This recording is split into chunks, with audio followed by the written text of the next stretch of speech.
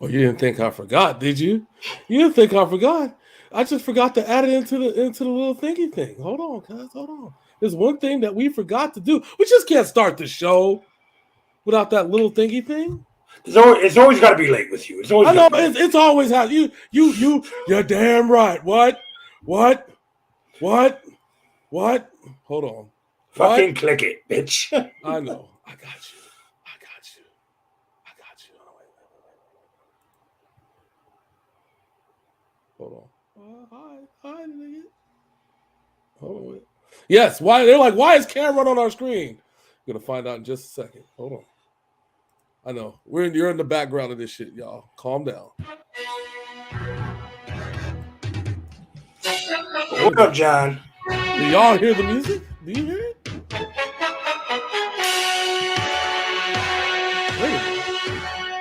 No. I don't hear the music. I hear it. Well, how come? Because it's like fuck. It's like fuck your pleasure. Huh? Like, we ain't hearing shit. How you like that? Oh damn. Okay. Let's try this again with feeling. You hear it loud and clear? Yes, sir. Then why don't I hear it loud and clear? Because you were late. That's why. It's because I'm black. That's what it is. Because this is exactly what my mama warned me about. Let's try this again. Okay. One more time. Okay. I think we're good now. Just slightly better than we were yesterday.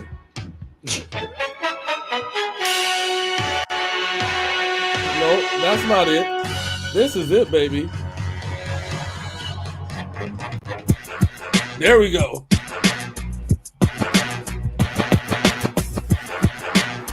I know we have a little bit of technical difficulties here. Sometimes things don't go the way that they're supposed to.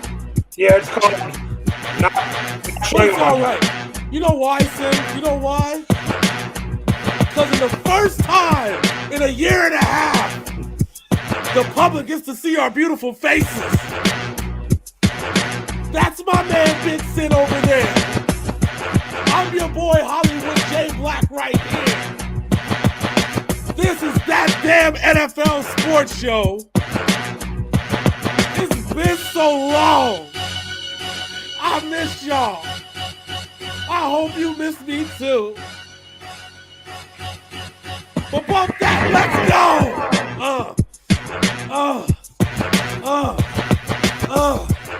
Yes. That damn NFL show is in the building. And you know what that means. The season hasn't started yet. It is time for that damn NFL preview.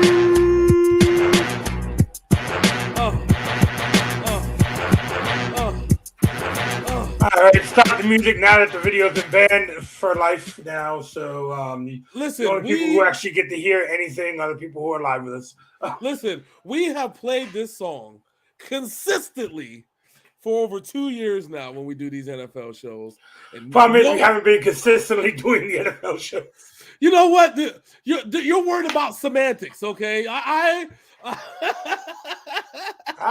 see. You're worried about the semantics of the situation. Let's chill. Let's calm down. I'm a little thrown off in the comments. John P said, "Let's go," but it's 3:41, but it's only 3:08. He's from the future. Okay, that's what it is. Actually, I think that was when we thought we were going live. Like, when we were supposed to last week. Yes. You know, see, either that or he's from the future. Either way, John, if you're from the future, can you tell me if I have a job? Let me know. Let a brother know if he's got a job. Anyways. Nope. No. Okay. Damn. I see how it is. It's been such a long time. How goes it, sir? How have you been?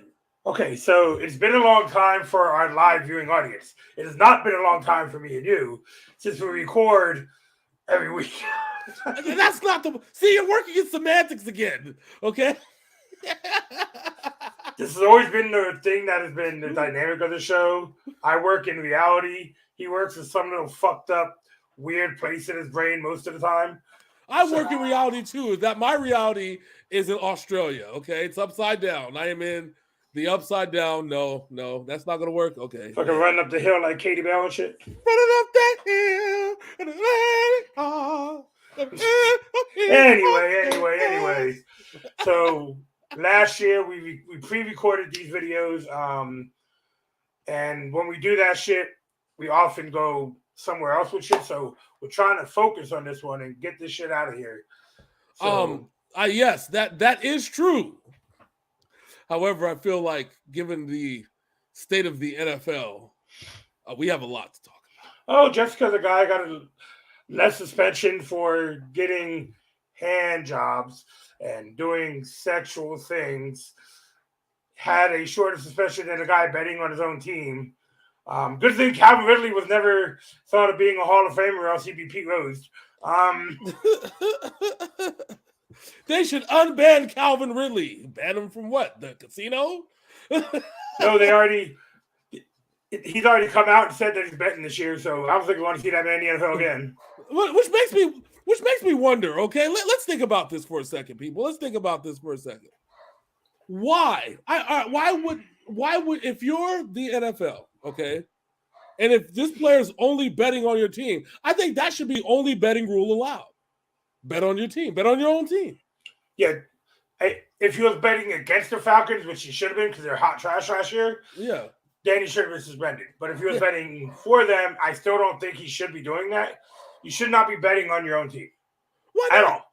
Win or lose. You shouldn't. Because it can negatively outcome the end of a game. Why? Especially when you're considered the number one receiver, because Julio Jones took his ass to Tennessee and failed, and now went and signed with the Bucs to a quarterback that are actually throwing the ball. Well, we tried to find out if Calvin Ridley was a number one receiver, and we find out that's not the case. I mean, no, he likes to bet on number one, the Falcons, and that shows his judgment is impaired. That's why they suspended him. Let's keep it 100. They didn't suspend him because he actually bet. He bet on the Falcons, knowing damn well that he probably shouldn't have. Okay, come on. So besides Calvin, we have Deshaun Watson news here. The funniest thing out of the Jaguars-Browns game yesterday is that he had more sexual assault cases against him than he had yards passed. Also, the fans in Jacksonville were chanting, "You sick fuck." Wow. That's Jacksonville for you. The home of AEW, baby. Woo! And what's strange about that is Jacksonville Jaguar fans need to look into their own owner's bullshit because he's under investigation for fraud now. I mean, listen.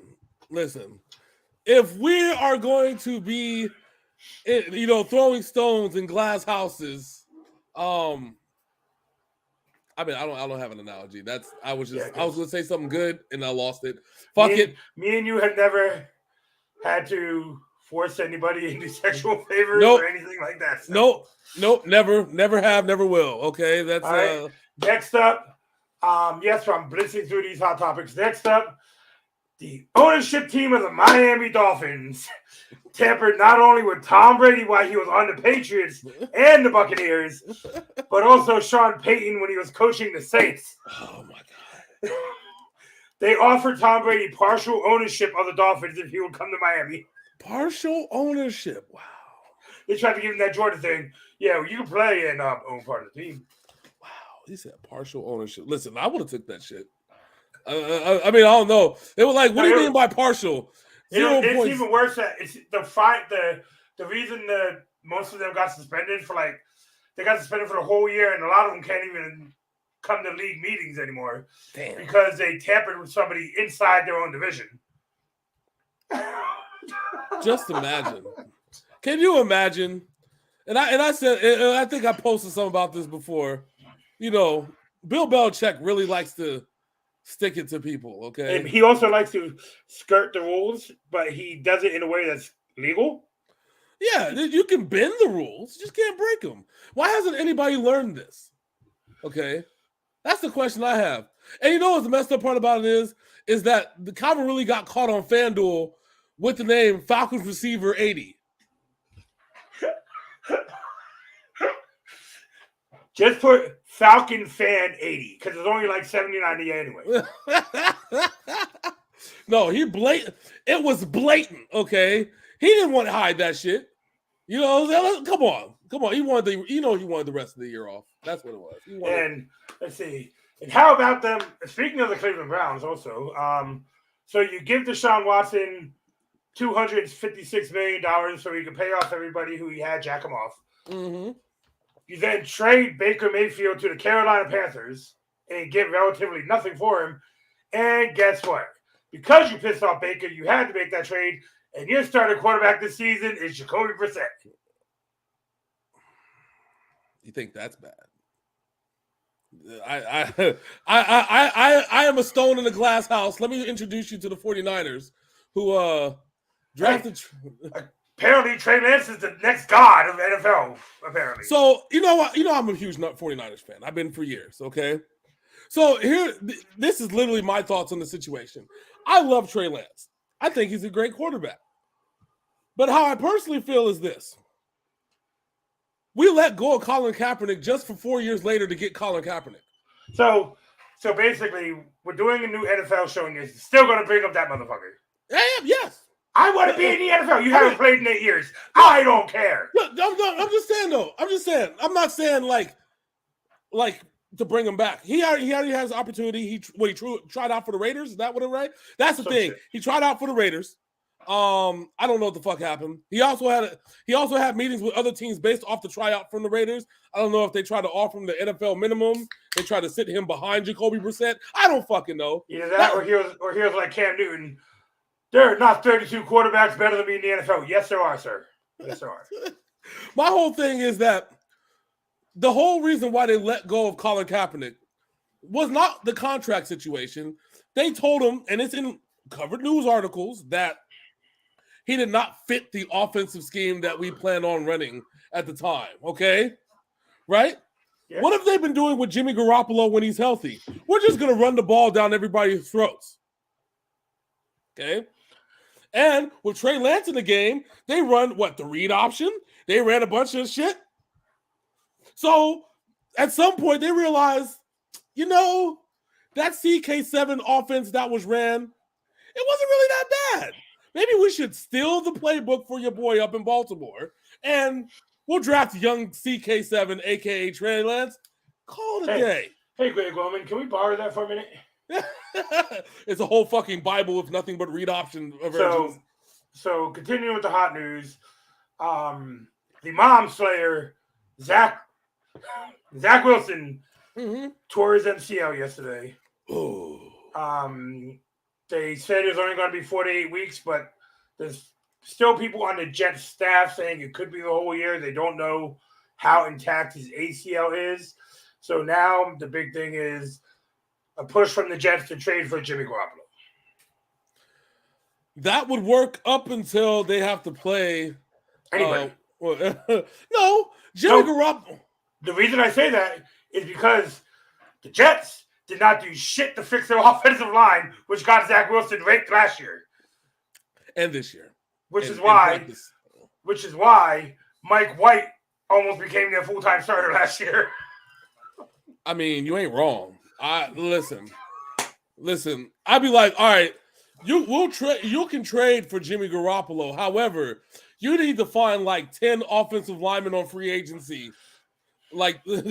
Before we trade, that's our terms. We'll trade him straight for like a 7th round draft pick, but protect his ass, or we ain't gonna give you shit, bitch. So the foreshadowing when it comes to the New England Patriots and the genius moves that Mr. Belichick makes, he traded N'Keal Harry, who is in his last season of his contract, to the Chicago Bears for a 7th rounder, and everybody's like, "Oh, they didn't get enough for him. Guess what? N'Keal Harry's out for the first 8 weeks of the season with a torn hamstring. N'Keal Harry had to work trying to. You want me to actually catch footballs now? At least we got something for him. You want to catch footballs now? You want me to catch footballs? I can do it. Oh! Okay. When I saw the practice when he got hurt, what's the quarterback of the Bears' name? Which one? You talking about the nigga that they drafted from Ohio State? I don't the remember. kid from Ohio State. We'll talk about him later. Yeah, when we get to the rosters. He threw the ball 30 yards over Nikhil's head. Nikhil went up for it, came down on a cone in the end zone, and that's what tore his hamstring.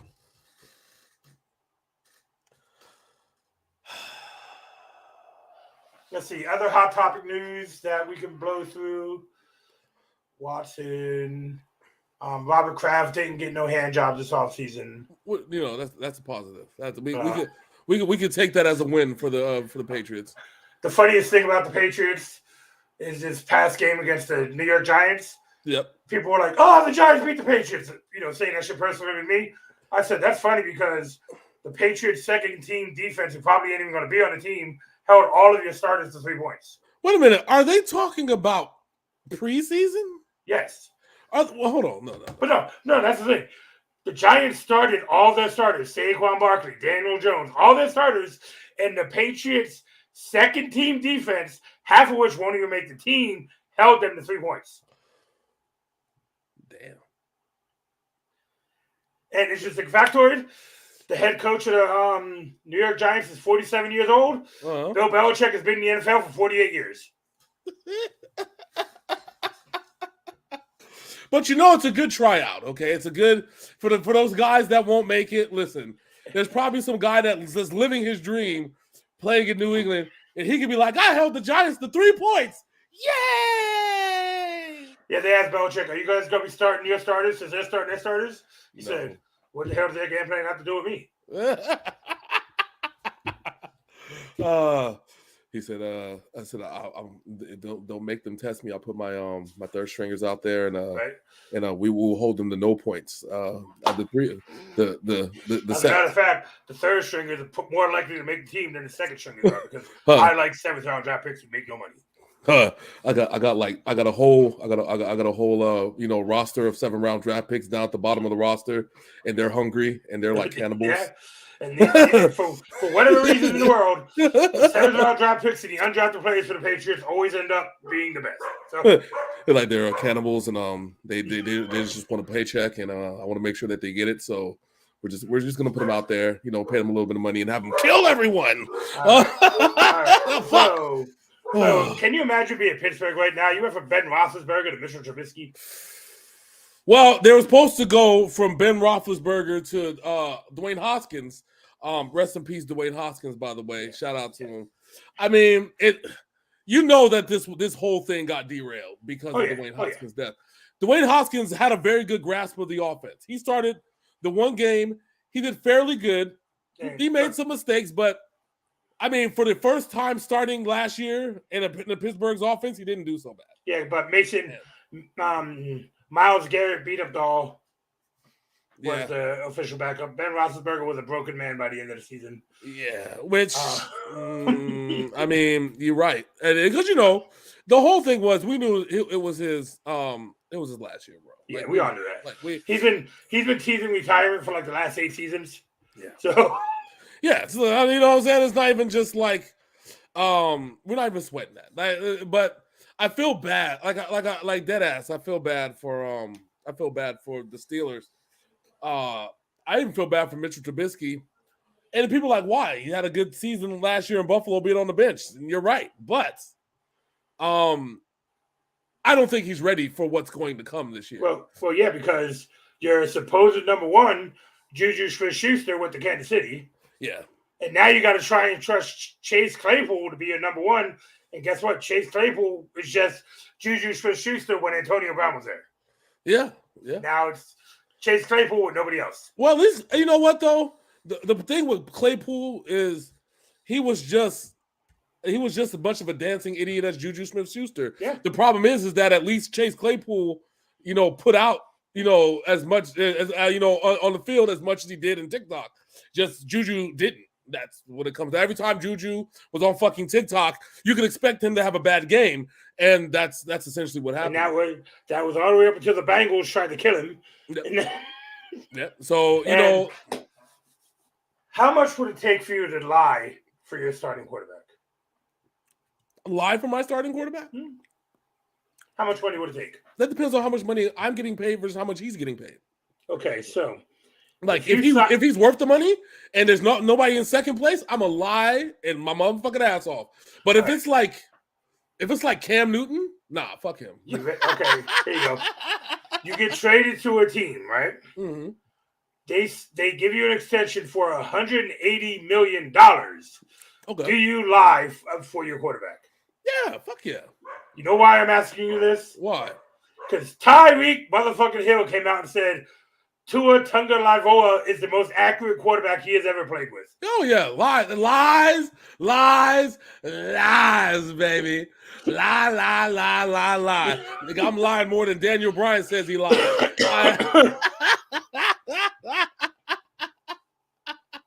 I'm a liar. It's my profession.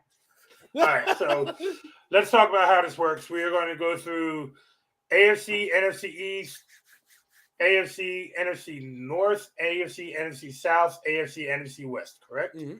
That is absolutely 100% positively correct, sir. All right, we are going to give you guys their schedules. We are going to go. I will make some comments of big signings. This year's draft wasn't great, so we'll talk about some of the draft picks.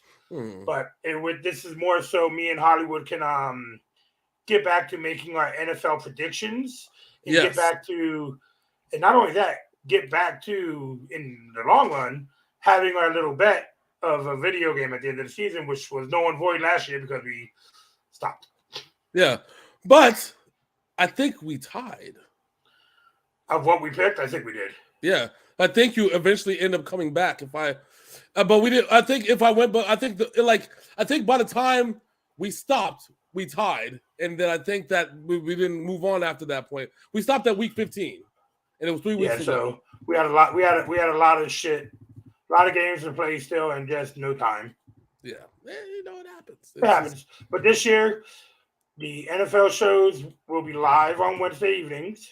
Mm-hmm. We'll come in, knock that shit out. Give you our records, do a slow recap, and pick the next week. Yeah, and I want to say, like, I want you guys to hopefully join us as we get further along this journey, because with the sports show, for those that don't know, comes the podcast, and with the podcast comes a lot of fun. So the podcast, I just found out something magical, that since the podcast was, you want to find out, something hilarious, Bigson, I got to tell you. So after we had stopped filming in week 15, everything that we did last year prior, it's still being listened to this day. We've been in the off season. I am Sintra motherfucking Dominus, okay? So maybe if you choose to, I don't know. We're gonna have a few segments in this thing, and I think I'm gonna get back to some more of my journalism and opinion and stuff like that. But we definitely got to get this going again because people love what we do.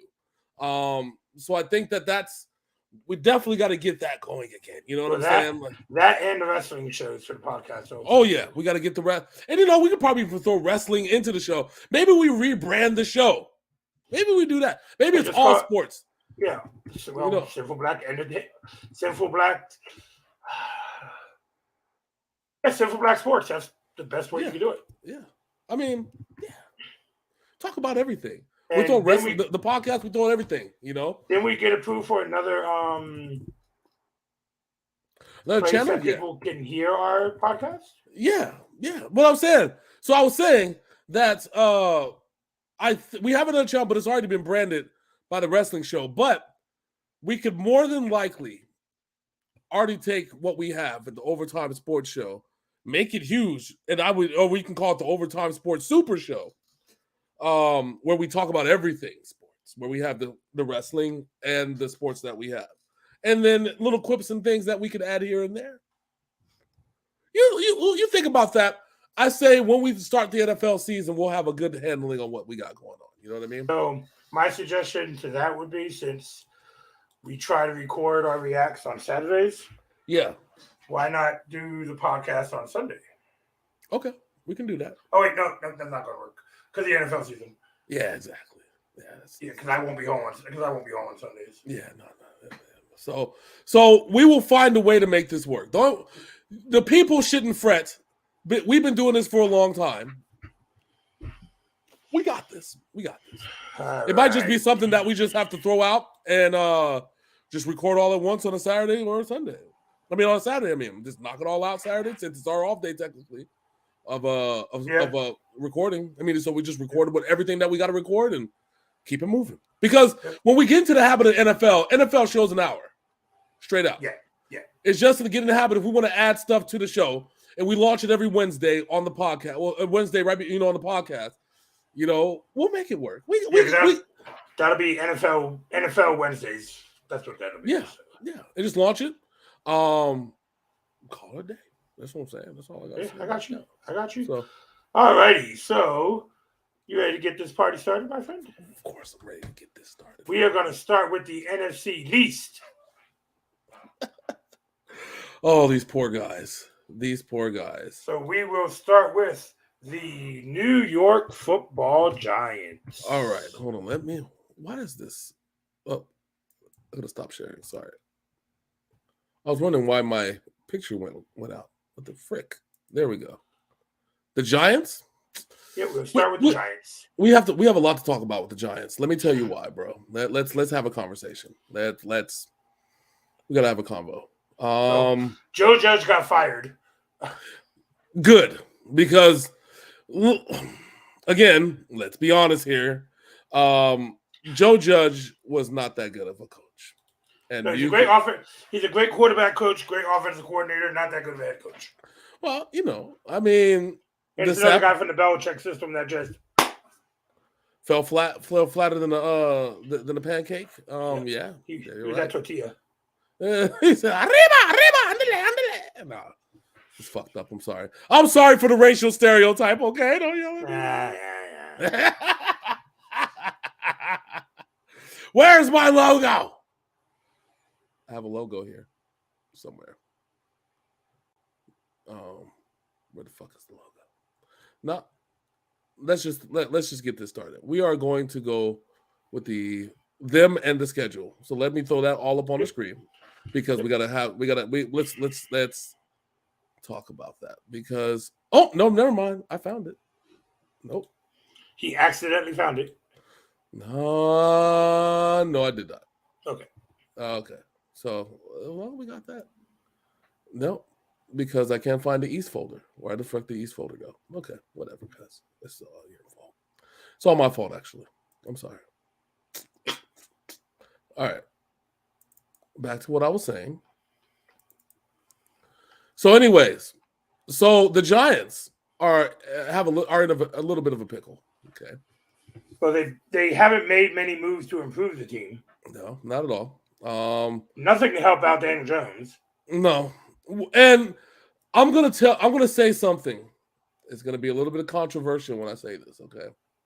And I don't want you guys to get mad when I say this. All right. I love Daniel Jones. I do. I love him.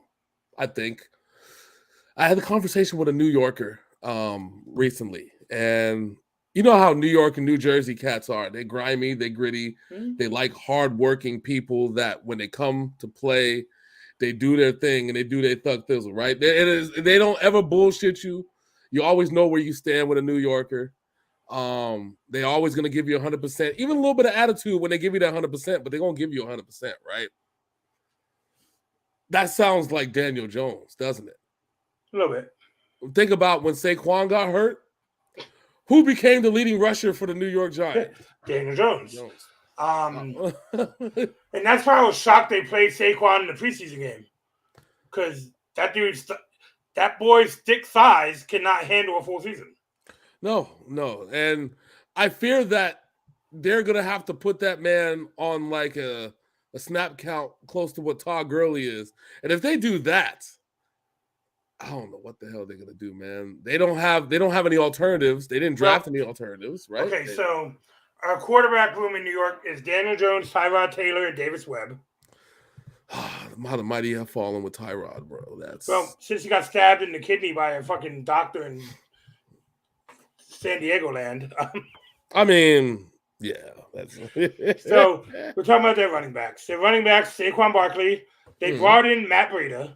Yep. They got Gary Brightwall. Mm-hmm. And Antonio Williams and their fullback Jeremiah Hall. My biggest concern with this team is their wide receiver core. Yeah, they haven't been good. They still have the same receivers from last year, though. So Kenny Galladay, Alex Bachman, C.J. Board, Kaleem Das. Yeah, Galladay, is their number one receiver because if he can stay healthy. That's the whole receiving core couldn't stay healthy last year. It doesn't really matter if he stays healthy. Nobody stays healthy in New York. No one, not a single soul. Not on the Giants, not on the Jets. The only person that seems to be healthy is Daniel Jones. And he was even hurt. And he was even hurt last year. Yeah, he was hurt and played hurt, but he still played. He still freaking played, man. So when you look at it from that perspective, now you're saying, what the hell are we dealing with at this point? Like, what?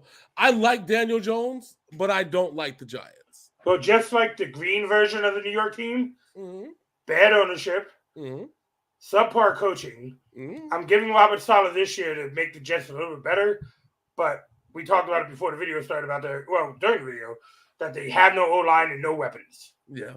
I had doubts about the Robert Saleh. I'm going to give him one more year because he went to a clusterfuck of a franchise. Yeah, but I feel like they hire these coaches, right? And you can't fix the Jets can't be fixed. And it's crazy to say that because Todd Bowles and fucking Rex Ryan had them as a fucking playoff team. But they also had Brett Favre, Vinny Testaverde. They had Darrelle Revis. They had Bart Scott. They had much better teams then. True, but let's be honest. They also had Mark Sanchez. Butt fumble. Captain Butt Fumble. Butt fumble. Right, so let's take a look at this Giants schedule here this year. Yeah, let's take a look. So they start off at Tennessee. So King Henry he's got a feast. Yeah, let's I blew it up full screen. They still hear us, so go ahead. At Tennessee, then your 3 straight home games of Carolina, Dallas, and Chicago. At Green Bay, but in London. No bye week between the London game. They got to go from London back home to play Baltimore. At Jacksonville, at Seattle. Then they get their bye week 3 weeks after doing a comeback from London to America. And none of this sounds. Then after their bye week, they get a little bit of a reprieve with the Houston Texans. Then they got the Lions and at Dallas. Then they got the newly named Washington Commanders. It's still a shitty name. The Philadelphia Eagles, the Commanders again, the Vikings, the Colts, and they finish off with the Eagles. So looking at this schedule, God damn. See, we don't know what Carolina is actually going to be this year with Baker and Sam Darnold, the 1 and 2 quarterbacks. That don't mean they're going to be good. No, I'm saying, I don't mean the Giants are going to be good? I mean, either or, it don't matter at this point. No, we don't know what Carolina is. No. So Tennessee, Dallas, Chicago, Green Bay, come back from London to play Baltimore. I'm looking at maybe 1 and 5 to start the fucking season if they beat Carolina. Yeah.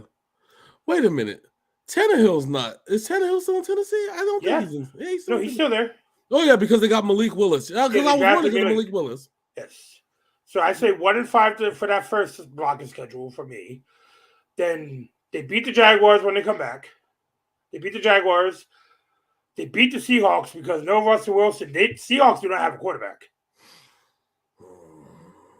They would if they would have gave up the ghost for Jimmy G, though, in which they wouldn't. They didn't want to. Then you got the bye week. I think Houston is going to be a 7 and 10 team, in my opinion, this year. I think Detroit's going to be better. Dallas. Washington, Carson Wentz looks so bad. One of their draft picks actually retired and went back to college. Jesus Christ. Then you got the Eagles in the middle there. The Vikings, Matt Ryan in the Colts, and the Eagles again. If I'm looking at this, I'm looking maybe 4-12 if they're lucky. Jeez. I mean, 4-13 if they're lucky. All right. So I will tell you. Let's count it down. Loss, win, loss. Loss, loss, loss. Win, win, win, loss, loss. Actually, no. We'll split the baby. Win.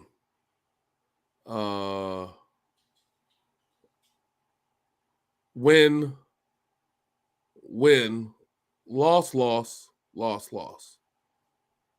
So you're at what, 6 and... No, let me see. I had him beating Carolina.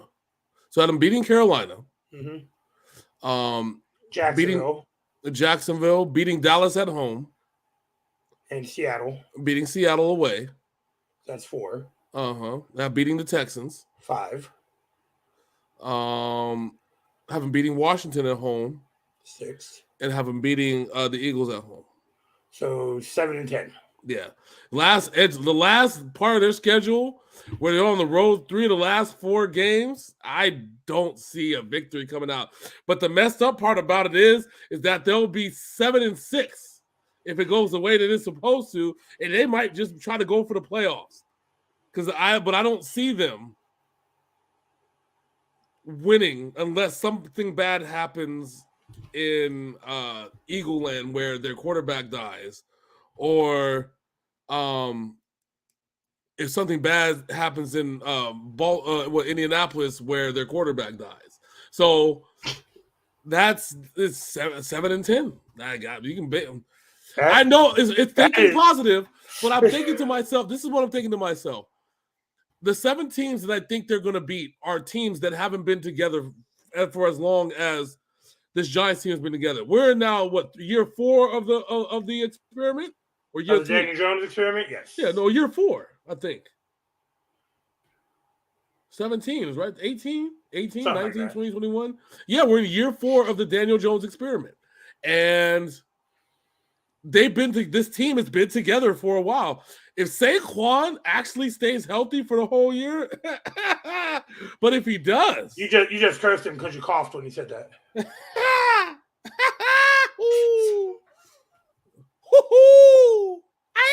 No, I don't see more than. I'll be generous, maybe 6 wins, but I think 4 wins on the season is right for this team. You know what? New coach. Still a shitty offensive line, a running back whose thighs are just made of fucking rice. I don't know. There were so many close games, and I want to hope that they learn from those close games that they lost last year and knows how to close out. And the teams, like I said, the teams that I have them beating, the 4 teams, not the division team, the other 4 teams that I have them beating, again, haven't been together as long. You know me, when it comes to division games, you always have to split the baby. To me, I did that last year. Without some certain cases. In certain cases, if the Giants stay healthy, come week 13, after week 13, I feel that they'll be very competitive. They just won't win in the last 4 because they got to face Washington in Washington. The Vikings in the Dome, which I think they'll also be going for a playoff spot around this point. The Colts, which I'm pretty sure not to screw up a playoff spot like what happened last year. And then, of course, the Eagles, which you never know what Eagles team is going to show up at the Yeah, we need to see where Jalen Hurts is at when it comes to that game. Yeah, did he grow or not? That's the question. Because we're talking about the Eagles winning in week 14. Yeah. You know what I'm saying? That's the saying. All right, so next up on the plate is a very shittily named and even shittier owned Washington Commanders. So this team brought over Carson Wentz. And the funny thing about Carson Wentz is he is so bad. How bad is he? That the coach of the Colts, when they signed Wentz, said we are no longer doing 1 year quarterbacks like Captain the Kids, fucking Phillip Rivers, and guess what? Carson Wentz was a 1 year quarterback in Indy. Now Matt Ryan is there. Which is crazy because you know what though? Let's talk about this for a second. Let's really talk about this because we kind of knew, and it's something that I think we had talked about last year. Let me do this. Let me get us back together again. But it's something that we had talked about last year, where beyond, I think we talked about it in the Week 15 episode that they didn't commit to Carson Wentz past the year that they were in. Nope, they didn't. They did not have even no matter what Frank Reich said, he did not have any fucking idea if Carson Wentz was going to be their future. Yeah. And as fate would have it, and that's exactly what happened. But it wasn't Carson Wentz's fault, technically. Well, it was because he couldn't put away the Jaguars. Even though Jonathan Taylor had 275 yards rushing. But we talked about this. The Colts have not beat Jacksonville in Jacksonville when it comes down to the last game of the season in 9 years. 9 years. Okay? And that's Andrew Luck's sophomore year. Yeah. Well, is Andrew Luck's fault that they couldn't beat the Jaguars? Sometimes it just cut. I'm just saying the last time they beat the Jaguars at home at the end of the season was when Andrew Luck was in year 2. Yeah. That's insane to think about. So not only did the Commanders add Carson Wentz, they still got Taylor Heineke, who I think is, in my opinion, is better than Carson Wentz. That's a quarterback controversy waiting to happen. I like Taylor Heineke. I just don't think that he's the answer. I like him better than Carson Wentz. I agree with you on that one. But just because I like him doesn't mean that they're the answer. I'm starting to learn that at my old age. John's in the building from the future again. What's up, boy? Yeah, it's his son's first birthday. It's the God Boy's first birthday. Oh, happy birthday, JPZ the 4th. Yes, happy birthday, my Neezy. Oh, man. So, who else? Is your boy the running back still there? All right, so at the running backs, we got J.D. McKissick, Antonio Gibson, Reggie Bonifant, Jarrett Patterson, and Robinson. Pancake Patterson? Yeah. Jarrett Pancake Patterson the third? So the wide receiver position is interesting here because they gave Terry McLaurin, like, after only being in the league for, 2 years, they gave him a max contract. Yeah, that's sometimes the market demands it. We've learned this. I get that, but he still had 2 more years on his rookie deal. They're like, you're the best wide receiver we've ever had. I've only been playing average. That's better than nothing. Like, he made some big plays. He did make some big plays. I know. I'm just messing. Listen. I like Taylor. I think they gave up the GOAT too fast with him because they were afraid of him sitting out the season. You got 2 years on your contract. Let's be real here. Daniel Snyder is not the best when it comes to being a GM. He's not the best even being an owner. No, he's the worst owner in the league. Yeah. Oh no, the Jets still exist, so that's kind of shittiest owner in the league. It is because of the investigation into him. All these other people getting caught. Wasn't that how Stephen Ross got caught? Yes. In an unrelated investigation. Just imagine all the shit because of Daniel Snyder. They started looking into all the owners in the NFL. Miami, fucking Jacksonville, all these motherfuckers now are getting caught up because Daniel Snyder would not sell to his ownership group like the NFL asked him to do. This is insane. It makes you wonder, what does the NFL know about Dan Snyder? It's what does Dan Snyder have on the NFL? I mean, you mean like the rest of the owners? Apparently everything, because they can go to Dan Snyder to find out who did some shit. Because let's be real here. You talk about Deshaun Watson and his sexual shit. Mm-hmm. There is actual evidence of Daniel Snyder doing this to cheerleaders. Well, I know. And his photos. I know. And he's... I know, and listen. Like I know that when people are in a position of power, okay, they get mad with that power, and in a position of power, when you're a person that has to deal with said person in position of power, either these people try to ruin your career, or they try to basically blacklist you from everything, so you do everything that they ask you to do, and subsequently, this is the shit that they ended up with. This is a bunch of this bullshit. It's nothing new, but I'm afraid that Dan Snyder probably has a lot more of the dirt files than probably anybody in the league, and probably has something on everybody. Shit, probably how they fucked up and found out about Robert Kraft, unfortunately. Dan Snyder, tell us everything you know. He gives us a fucking Bible.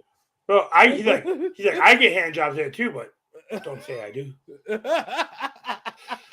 So the biggest question this year, so what really hurt when they were last year, they were known as the football team, what really hurt them was their defense falling off a ledge from the year before. Oh, yeah. I would say that if they would have maintained the same level of defense the year before, that going into last year, they would have been the same playoff team that made the playoffs the year before. Montez Sweat had a down year last year. Chase Young had a down year. Well, Chase Young got hurt. He was out for half the season. So he is still on the physically unable to play list. That bad, huh? Yeah, so we don't know. And people will say it's karma because of what he did to fucking Burrow 2 years ago. Mm-hmm. But well, this team's defense needs to carry this team because McLaurin and either Heineke or Wentz, because Wentz can't throw the ball downfield. And that's who I think is slated to be their starter, which I think is a mistake. Start Heineke, let Wentz sit. And even though you're paying him a lot more than you're paying Heineke. listen. I understand. I get where you're coming from. But I'm like this. If I'm paying you a shitload of money, you might as well just play him because worst case scenario, you still have Taylor Heineke. He's like, get your ass on the field. Yeah. Right, I know you blew out both knees last year. I don't give a fuck. Let's go. Shit. All right. Let's go ahead and look at their schedule here. Schedule. Throw that schedule. Roll that beautiful bean footage. All right. Let me see what we got. Bye. So this is how you know the Commanders are basic bitches, because this was the prettiest schedule I found for them on the internet. He said the other shit was like in fucking what is it? What is that shit? Opaque fucking PNGs and shit where you can see through the one that was on the actual Commander's website is a PNG and blurry. Oh my god! So let's go ahead and talk about this. Okay, so they open up at home against the Jacksonville Jaguars, then they travel to Detroit, take on Lions, and they're home against Philly, at Dallas, home at Tennessee, at Chicago, home against Green Bay, at Indy. So they're playing the revolving door for the first 10 weeks of the season. Yeah. Then you got at Houston, home against Atlanta, at the Giants, bye week, home against the Giants, at the 49ers, home against the Browns, and they finish off home against the Cowboys. This looks like this is a brutal schedule to have under the ordinary. Okay? And I'm sitting here like, I think the NFL scheduled this shit because they're pissed off at Daniel Snyder. Yeah, this is because you have just back and forth and back and forth and back and forth. The first 10 weeks of the season. Yeah, the only benefit is that the last 2 games of the season they're at home. All right, let's be fair. Let's say they split the baby with the division rivals. So that's 3 wins. Okay, let's just what if? All right, so yeah, because Dallas always seems to choke in that last game. Jacksonville. You know what though? You said no Chase Young. He's active but physically unable to play. If he's still pupping by the time week 1 comes September 11th, I'm booking a Jacksonville win. I think even if Chase Young is playing, I think Jacksonville's happy that Urban Meyer is out of their fucking lives now. They are going to come out and win this first game of the season. I forgot who's their coach now. Is it and Detroit is going to be better also. Is it Dougie Fresh? We'll get there when we talk about Jacksonville. We'll get there. So Go ahead and look through the matchup, see what you think here.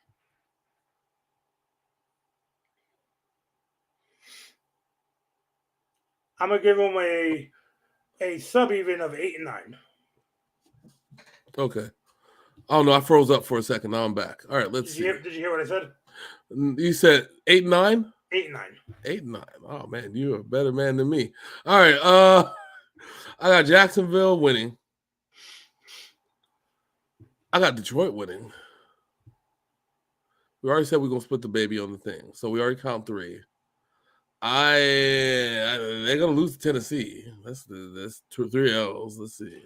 See, my thing is Tennessee's a winnable game because Tennessee plays down to their competition. Yeah, but Derrick Henry. Chase Young. He should be ready to go by then. Derrick Henry. I'm still going my 8 and 9. I know you say, I still might come to 8 and 9. I don't know yet. You just gotta give me a minute. Hold on, guys. Hold on. So we got 3. In that late game against San Francisco, we don't know what San Francisco's shape they're going to be in by the time that comes around. On Christmas Eve in San Francisco? Nah. I have no idea what shape they're going to be in. Is Trey Lance even going to be healthy? Or playing at a level? Watch, Jimmy Garoppolo has to play because they fucking ain't trade his ass. We got to pay this man millions? Fuck. Let me see. Chicago, still no. I don't see a win out of there. Still don't see a win out of Green Bay. I see one in Indianapolis, though. Fuck.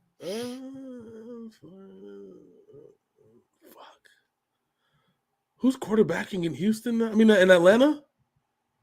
Marcus Mariota. Oh my God, he's still playing football? I guess we'll get to that in a second. A little bit. Remember, he was making $10 million a year to be Derek Carr's backup for the last 3 years. God, I don't see Washington even winning 6 games, guys. So are you at 5 and 12? Yeah, I don't because I'm trying to get past the 3 of the division, and then maybe Indianapolis. And this is all under the things that, let's say Chase Young doesn't come back until the last half of the season. Okay, after week 8. See, I think they're better than the Giants. I see they'll beat Atlanta. I can see that. I think their defense is good enough to always pick on some first-year quarterbacks or first-time starters. That's the rough part about the first half of their schedule. They facing some vets, you know what I'm saying? We don't, with the exception of what's his name, Trevor Lawrence, but Trevor Lawrence performed fairly well, and as long as they actually keep running the goddamn football, I think that Jacksonville actually is going to be fairly decent. But now we'll get to that. Yep. Jacksonville, that's what I'm saying. I would say 5 and 12. All right. 5 and 12. Next up, we are going to the Philadelphia Seagulls. The Philadelphia Sweegles? The Sweegles? Yes. Sweegles? Oh. So, unlike the first 2 teams we talked about, this team actually signed some people in the offseason. Oh, well, good, because So, they signed Zach Pascal. They signed Josh Hammond, Jakeezy Tart, Kobe Smith, Jaden Graham, Cameron Tom, and Lance Lenoir from the XFL. Lance Lenoir. From the XFL. Lenoir. But they released Fletcher Cox. He was OG though. I don't know why they released him. He's been around for a minute. Yeah. And Ryan Kerrigan retired. Look, Fletcher Cox has been around since fucking McNabb was there. God damn, I didn't realize. And I realized he was still playing. I'm like, this dude's still playing. Hey, he signed that Undertaker deal with the Eagles. That's why. Wasn't he a fucking Madden 2005 with the fucking with the damn fucking cone and shit? The cone, vision cone? With the neck roll. Yeah.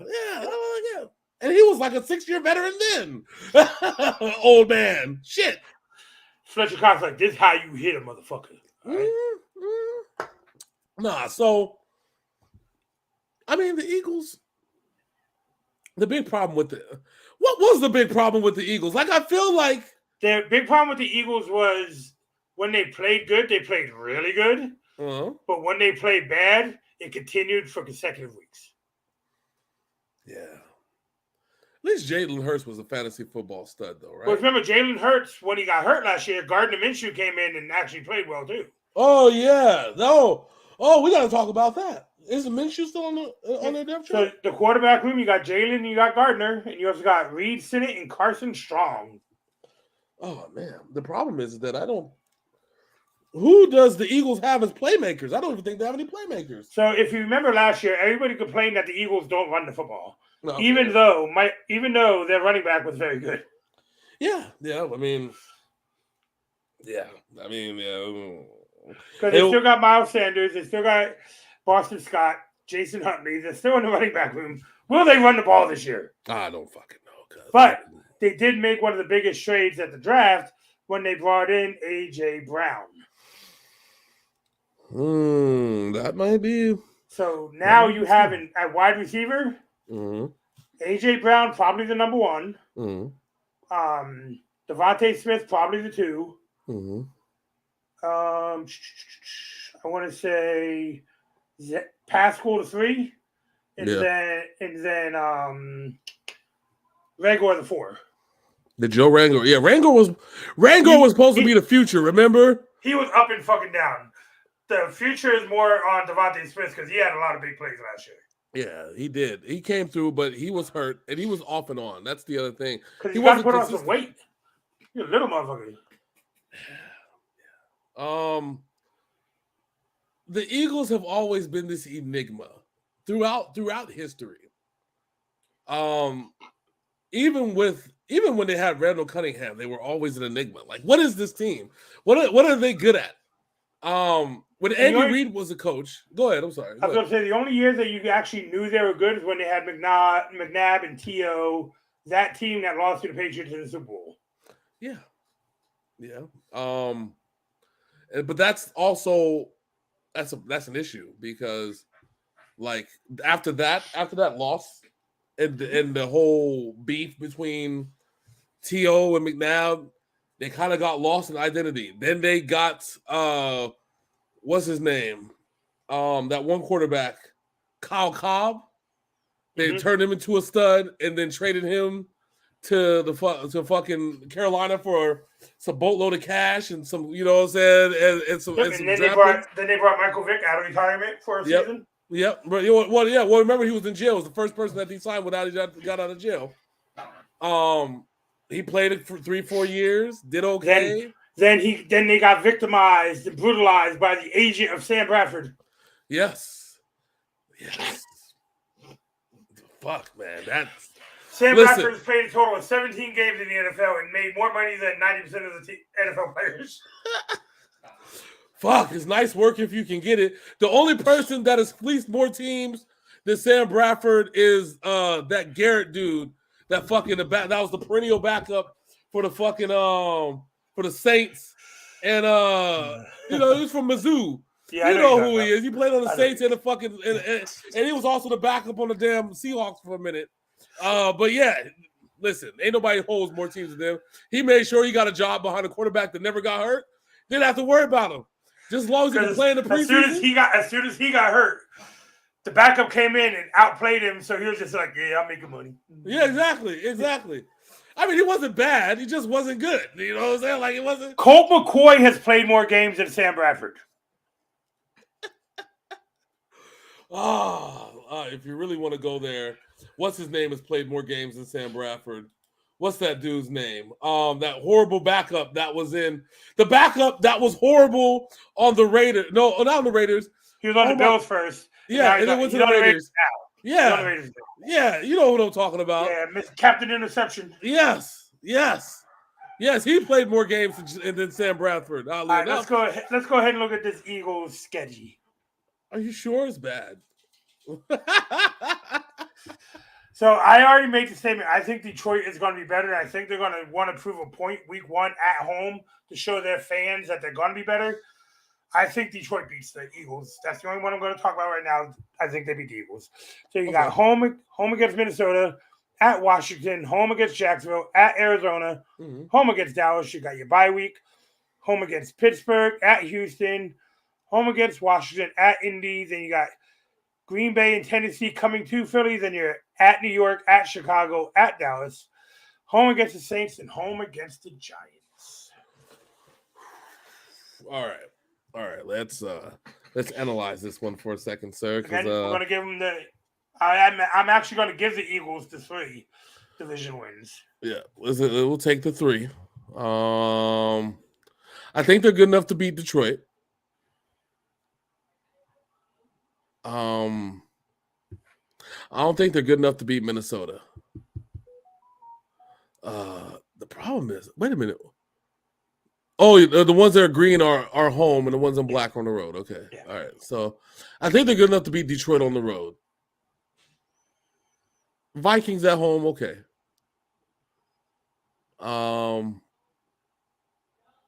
Cardinals at away, no. Jacksonville, yeah, they can beat Jacksonville at home. Steelers at home, no. I don't think. As much as I like to say, I don't know. It sounds like the Steelers we'll know who the Steelers are at that point. And given that it's Mike Tomlin, I would probably be willing to bet that you're going to see a lot more defense and offense for the most of the season. It's going to start looking like when Terry Bradshaw was in charge of the Steelers back in the day. I think, I think it's going to be a lot of defense, and Jalen Hurts and the boys don't do good against really heavy defensive teams. So I don't know about that. You know what game intrigues me on the schedule? Which one? Week 13, because A.J. Brown is pissed off at the Tennessee Titans. Yeah, that trade wasn't supposed to happen. But now, if you want to talk about intriguing games, because I think that by the time we get to, I want to say, and I think we've talked about this. By the time we get to that Giants game in Week 14 on the road, which I said I think that the Giants can win, that we're going to know exactly who this Eagles team are, if they're a playoff team or if they're a thing. But that Tennessee game right before it is probably going to expose a lot of shit. I think that game is going to be huge. But remember, there's trap games, and I think that kind of that Giants game falls into a trap. And then they had to play the Bears, which I don't know what Bears team is going to show up in December on the road. Dallas might already have a playoff spot locked up by Week 16. Yeah. The Saints. We don't know what the Saints are. The Saints, if Jameis Winston is still playing, he's still going to be their starter this year. Yeah, so Sean Payton's not there no more, so they got to deal with a new coach. But isn't it just an assistant being bumped up? I thought that's what it was. They didn't hire nobody brand new. That wasn't no splashy hire. So it has to be just an assistant that just got bumped up, which means it's business as usual. Sean Payton must have had an offensive coordinator running the same shit. All right. So where do you see the Eagles? So at Week 18, where do you see the Eagles? Let's see, 3, 4, 5, 6, 7,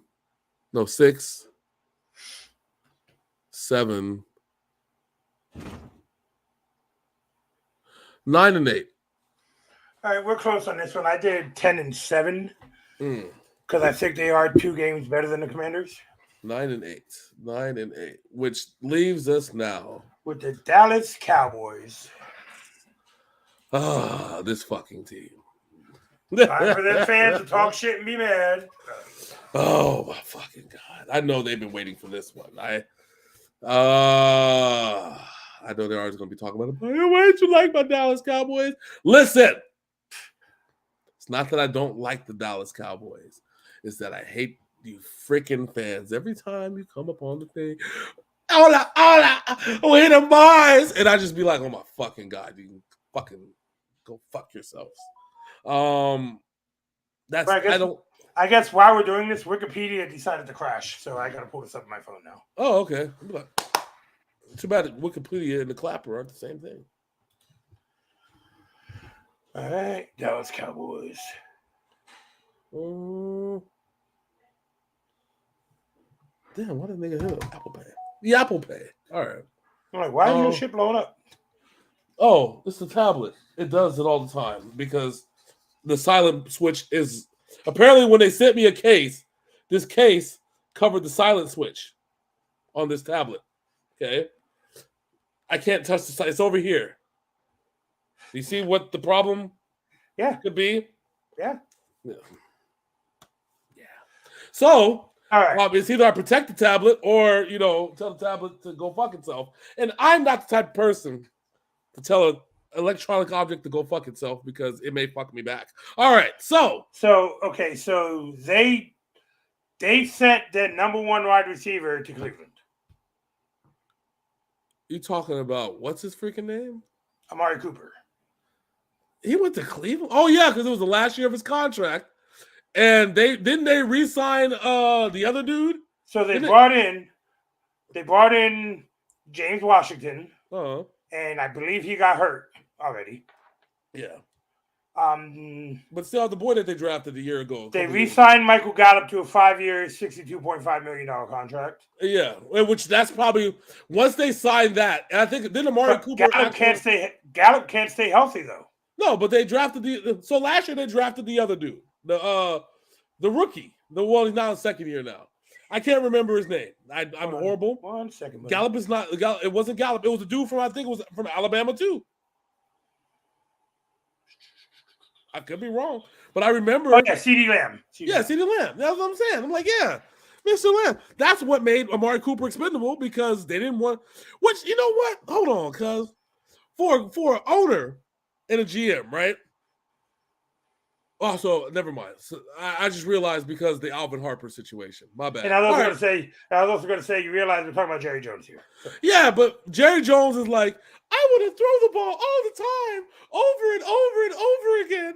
But he struggled on actually paying his quarterback. No, you know what's messed up? Because we know when it came to the big three, which is Cooper, Dak Prescott, and Zeke Elliott, we know who should have not got paid. Yeah, Zeke. Yeah, we know. Like, let's just. I'm not saying that that Zeke Elliott is a bad running back. When he's on, he's good. The problem is that he didn't deserve the money he got, and two, if you want to be, if you're the type of person that jacks off to Troy Aikman porn, which is the '92 NFL season,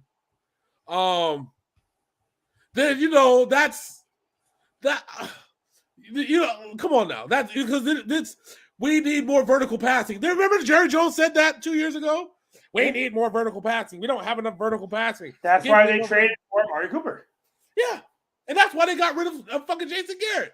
Amari Cooper balled out for the Dallas Cowboys. Yeah. Yeah. He got hurt last year. He got the Earl Thomas treatment. Let's call a spade a spade. He got the Earl Thomas treatment. But he didn't go off the field flipping off his own and not getting the job again. So he didn't have a chance to because he thought he was probably going to get paid. All right, so the wide receiver, the quarterback room here is, of course, Dak Prescott, Ben DiNucci, Will Grier, and Cooper Rush. Mm-hmm. Running backs, Zeke, Tony Pollard. They still need to go with that 1-2 combination and probably start Tony Pollard over Zeke 90% of the games. They're gonna probably have to go. They're gonna have to go thunder and lightning because Tony Pollard is a way better pass catcher than Zeke Elliott ever will be. Well, I was about to say right now there's thunder and thunder because have you seen Zeke at training camp? Yeah, I know. He's got a little tire on his gut. Right now. Yeah. He said he went the James Harden route without realizing that James Harden was wearing a bodysuit and not actually fat. Wide receiver room: CeeDee Lamb. James Washington, who I believe is out for the season. Some guy named Simi Fehoko. Jakari Robinson. Okay. Jalen Tolbert. Kavante Turpin. Okay. At the tight end, they have like 6 of them. But Jeremy Sprinkle is still their best one. I'm a sprinkle. Over on defense, they paid Micah Hyde. Yeah. I mean Micah Parsons.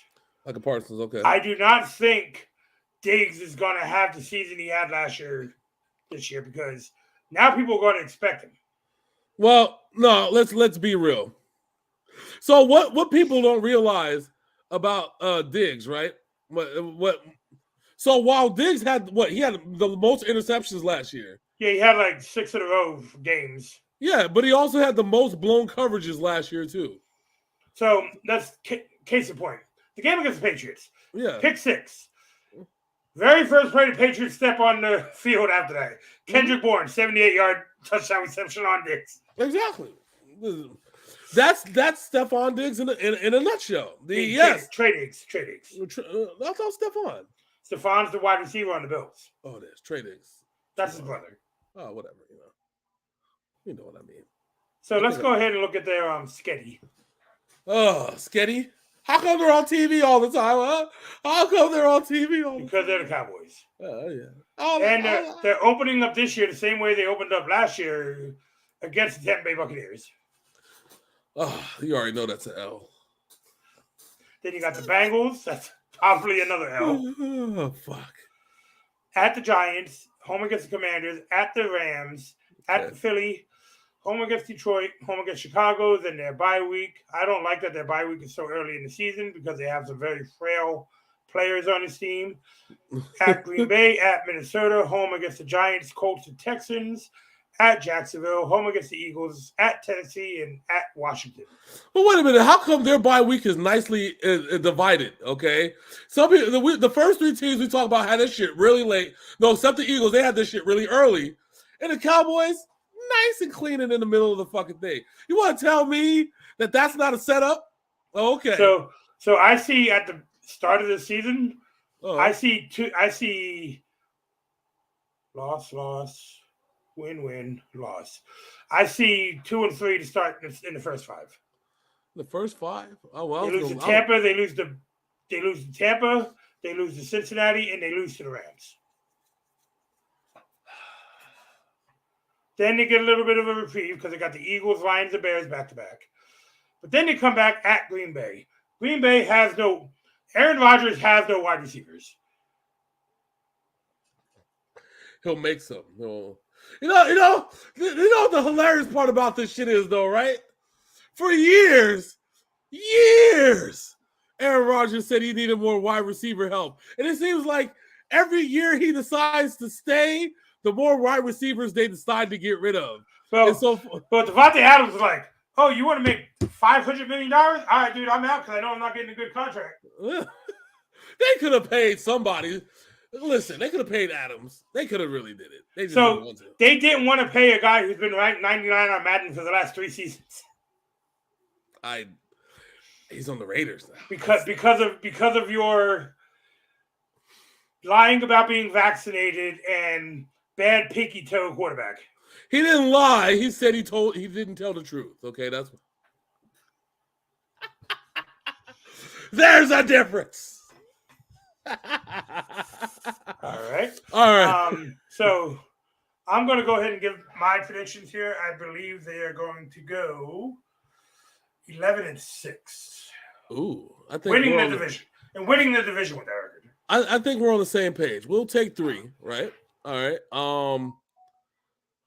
How many rough start for me though? I think they'll lose to Tampa at home. I don't think they'll lose to the Bengals at home. If they don't lose twice at home, back to back, Jerry Jones is gonna have a fucking heart attack. That happens. Good. He's like, go fuck yourself. They'll beat the Bengals. They'll beat the Commanders. So that's 2-2. 2-4 because they're not beating LA and LA, and they're sure as hell not beating the Eagles. Now we already talked about they're gonna split the baby. So 2-4. Jerry Jones is gonna be pissed. He's about to go fire Mike McCarthy if he doesn't figure some shit out. Right? This week said your job's on the line, Mike. And so now his job has been on the line since signing the contract. It's like he signed the contract, and Jerry Jones like, oh, that's awesome. Let me put this in your office. What is this? Oh, it's just a seat that stays warm. It's kind of hot. Yeah, it's a little hot, isn't it? So Anyway. just so you know, Mike, I'm the GM. I call the plays. I call the shots. I tell you who plays and who doesn't because I don't want to pay some people. So I think they'll get back to 4-4 before the bye week, and we'll see if Mike McCarthy's job is still on the hot seat or not.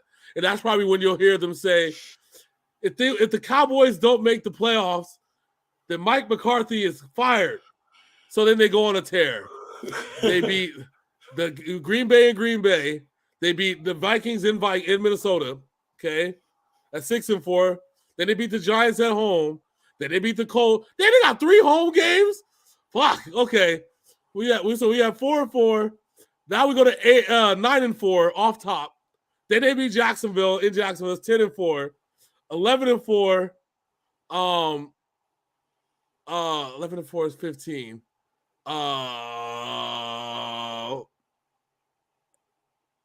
And then they rest.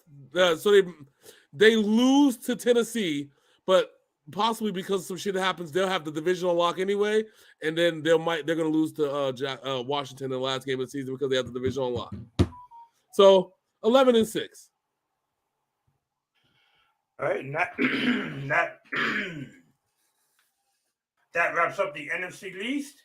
Now let's head over to the AFC East and start with the shittiest team in the division, the New York Jets. Why must you punish us like this? Because we got to get it done. I'm sorry. And as we already said, the motherfucker got injured. Yeah. So the quarterback room, Joe Flacco, Mike White, Zach Wilson, and Chris Streveler. Yeah. Fuck. Joe Flacco is still in the NFL and still does not give a shit about playing football. I mean, he considers, but there's still one question that we need to answer, sir. You know what that is? Yeah. After all these years, we still haven't got a complete answer to this question. Is Joe Flacco elite? No. If you need to ask that question and have it answered more thoroughly, look at his Denver Broncos career. When he actually had weapons and a defense. You're mean, sir. It's Joe Flacco. It's so bad. Joe Flacco is so bad. They're talking about trading for Jimmy Garoppolo, even though they have Joe Flacco in the building. You know what's hilarious? Joe Flacco. That Joe Flacco did not win either of those Super Bowls. His defense did. Yeah, I know. But watch, Joe Flacco gonna fuck around one day, become a backup. Your boy in New England, and then he's gonna be like the Vinny Testaverde. No, they drafted another quarterback. The Patriots don't need another quarterback. I say now. I said like 2 or 3 years from now. No, hopefully Flacco is retired and thinking he's gonna get into the Hall of Fame by then. Joe Flacco, which if he gets into the Hall of Fame, I am not watching the NFL no more because all they do is pander to white people. Joe Flacco is gonna pull up like Vinny Testaverde, and he's gonna be shit from now until 3-4 years from now, and then Bill Belichick is gonna be the third string quarterback under Bill Belichick, and Bill Belichick the Patriots are gonna be like 16-0, and then like Joe, you go out there and win one for us, and the dude plays like the most amazing game ever, fucking 32 or 33, 500 and some yards. Goes out in the blaze of glory and says, I can retire. Then when I'm walking back to the sideline, Belichick drop kicks him in the knee. That's fucked up. We only need you for this one game, Joe. We don't need you. I made you, Joe. I made you. All right, so their running back situation. The Michael Perine, Ty Johnson, Breece Hall, Tevin Coleman was the man last year. Yeah. And Michael Carter. They got a good running backs. So here's my biggest issue with the New York Jets. Mm-hmm. That is their, or should I say their lack thereof, a wide receiver threat. So you got Braxton Berrios, who's just a kick returner. Mm-hmm. You got Corey Davis, who has failed. Mm-hmm. Elijah Moore, who got released by the fucking Panthers. Mm-hmm. Garrett Wilson, who is probably the most recognizable name on this list. Mm-hmm. And Denzel Mims, who had a good season last year off the back of Zach Wilson running for his life and just chucking the ball. And you know what's the worst part about this, though? What's really the worst part about this? There's times that we can say, oh, he's just a good player on a bad team, right? Mm-hmm. People who have left the Jets still ended up sucking wherever they went. Yeah. So you can't even say that. Like, you can't even be like, there's a silver lining. There is none. There is one silver lining here. Which is? A new tight end that they signed. Who? And CJ Uzoma.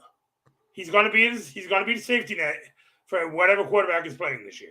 Yeah, that's whatever.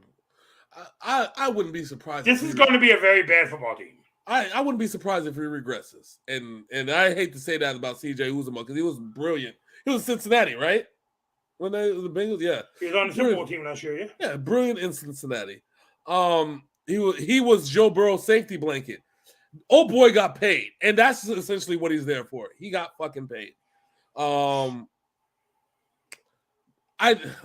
Listen, I always bet on the Jets going 0-16, and I'm looking at the schedule. If everybody else doesn't look at the schedule, I get to look at it before we throw it up on there.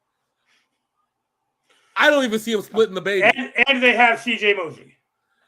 I don't even see him splitting the baby. And they didn't split the baby last year either. They got their ass kicked by the whole damn division. They got a train ran on them by the whole division last year. All right, let's go ahead and pull up that schedule here. You know I'm right too. You're like, this is why we start with the Jets when we talk about the AFC East. Yeah. They start off with a Baltimore home against the Baltimore Ravens. All right. Go ahead. I'm just let you roll with it. Go ahead. Home against the Ravens, at Cleveland, home against the Bengals, at Pittsburgh, home against the Dolphins, at Green Bay, at Denver, home against the Pats, home against the Bills. At New England, home against Chicago, at Minnesota, at Buffalo, home against Detroit, home against Jacksonville, at Seattle, and at Miami. You're going to sit here and tell me. I never said they were going to be good. I didn't tell you shit about this. Remember I told you? Don't even try to lie on my name with this one. Remember I told you there is no silver lining in New York Jets? I just said CJ Uzama was a silver lining. That's all I said. That was like Taz says, he's just another victim. Poor Ricky Stark. Just another victim. Bruh, I'm looking at this. I'm literally looking at the schedule. The only winnable game on this schedule, the only one, it is because it is so late in the season that perhaps the team will be so bad that they would have given up on everything. Or Seattle? No. I don't even think they could beat Seattle's second stringers. That's something because I hate Pete Carroll, and I would love to talk shit about Pete Carroll at any given time.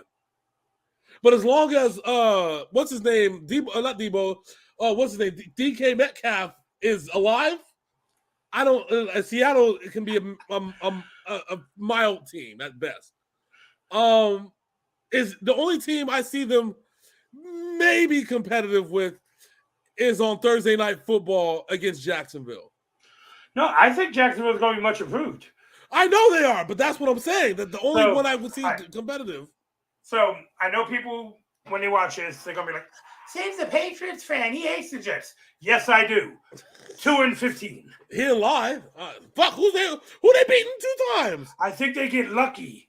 I think they get lucky in one of the Miami games, and I think they get lucky against Seattle. They don't even have the benefit of playing the Patriots late in the season. I mean, it's not a benefit, but you know what I mean. Like they could be like the fucking Patriots are on their way to the playoffs in one division. Baby Bill Belichick can take his foot off the gas. They don't even have the benefit of that this year. Because he doesn't do that with the Jets. I know, but they don't even have the benefit of that. It's not even on the option because they play them twice. They play them twice in 4 weeks. Their schedule 3 out of 4 weeks is New England, Buffalo, bye, and New England.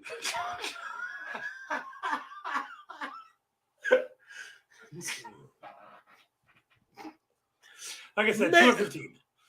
Maybe Chicago at home. Maybe. Oh my God. But I don't even know about that because we haven't even gone over Chicago yet. And I think the Bills are going to be. They're going to score their 2 highest point totals against the Jets team. Listen, nah, you know what? Nah. I'm gonna do it again like I did last year. 0-17. 0-17. I don't like I don't. You gonna sit here and tell me they can be look at it, look at this the first six what I'm saying, the first 9 weeks of brutality. Well, the only one that might not be too bad because they don't have they playing Jacoby Brissett is Cleveland, but Cleveland's defense is going to be better this year. So that's what I'm saying. Look, we have. Oh, there also might, by the time this is all said and done, there might be an Odell Beckham Jr. sighting back in Cleveland because the coaching staff and the people loved Odell Beckham. The problem is that Baker Mayfield was a boo-boo head. Okay? Yeah, I said boo-boo head on live fucking stream. I don't give a fuck. All right? So we got the 11 weeks of brutality, or should I say, the 10 games of brutality. Baltimore, Cleveland, Cincinnati, Steelers, Dolphins, Packers, Broncos, Russell Wilson's Broncos, Patriots, Bills, the bye week, which they've already lost, Patriots, okay? So after 0-10. So after their spirit is broken and crushed, and they have nothing left to give, they go against Chicago at home, which they're probably going to be desperate for a win too. Then at Minnesota, at Buffalo. Then Detroit might actually be a playoff team. Coming this, might is a very strong word, might. And then, like I said, Jacksonville on Thursday, they got to play back-to-back at home 4 days apart. And then on the road against Seattle and fucking the Dolphins. So 0-17, you said? Yes, 0-17. All right, next up, we are going to talk about the Miami Dolphins. And we've already talked about how much would you lie for you? How much money would it take for you to lie about your starting quarterback? 180 million seems to be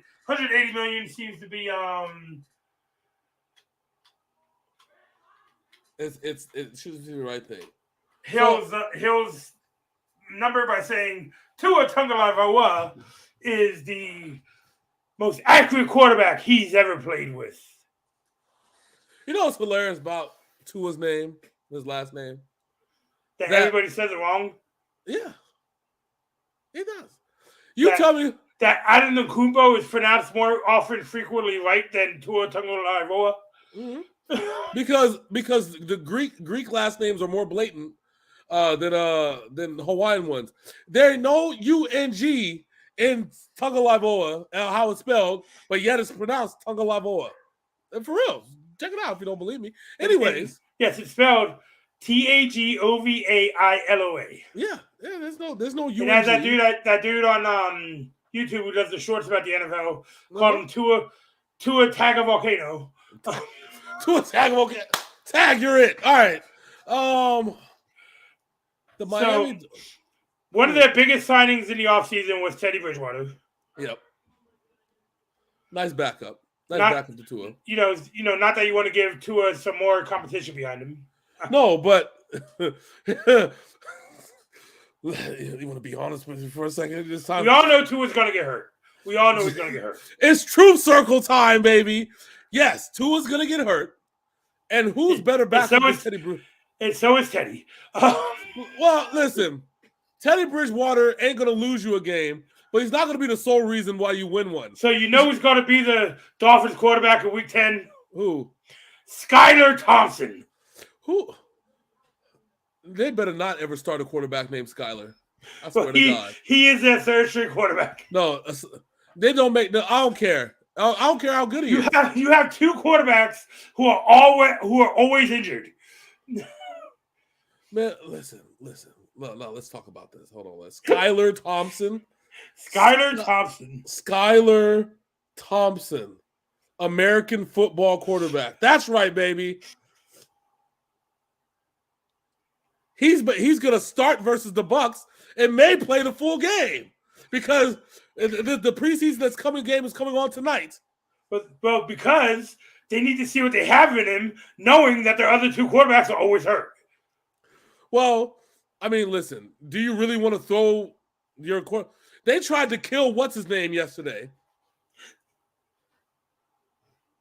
They tried to murder him. They tried to murder Jalen Hurts yesterday. You know it. I know it. America saw it. They all know it. So, in preseason. They took out Zach Wilson already. Yeah. Why are you trying to murder quarterbacks in the preseason? Because we want jobs. Anyway, so that is why Skylar Thompson starting may play the full game because they don't have a fourth quarterback, do they? No, not as of right now. And they say may play the full game. I think he is. Unless he gets hurt, and then Bridgewater gets hurt, then Tua gets hurt, and then they have to go over the Jets inside Jimmy and trade for Jimmy Garoppolo. So I have to find out who exactly this Skylar Thompson dude is, and he played. All right. So he's a 5. How are you a 5-year starter? How? How? COVID year. Actually, no, let me rephrase that. He didn't even start 5 years. It was the COVID year, remember? They were allowed to come back for one season. But he's put up backup numbers. Like, ain't no fucking way that he played. No, because put it this way. So the rookie quarterback on the Patriots, Heppy, whatever the fuck his name is. Baby, yeah. He led all of college football in passing yards and touchdowns last year. Oh yeah, that's true. But the Jets drafted Skylar Thompson. I mean the Dolphins. So their running back room is interesting. Because you got Chase Edmonds. Yeah. You got Myles Gaskin, who is good. Sony Michel and Raheem Mostert.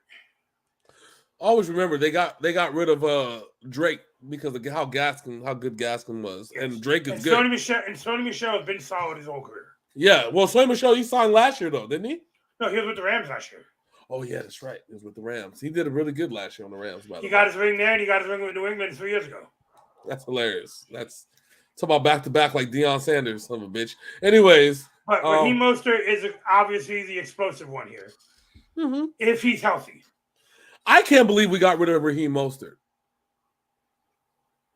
That's my problem. It's because you have running backs who play more than 5 games in a season and don't demand $200 million for only playing 5 games in a season. Raheem Mostert was the reason that we even got to the Super Bowl that year.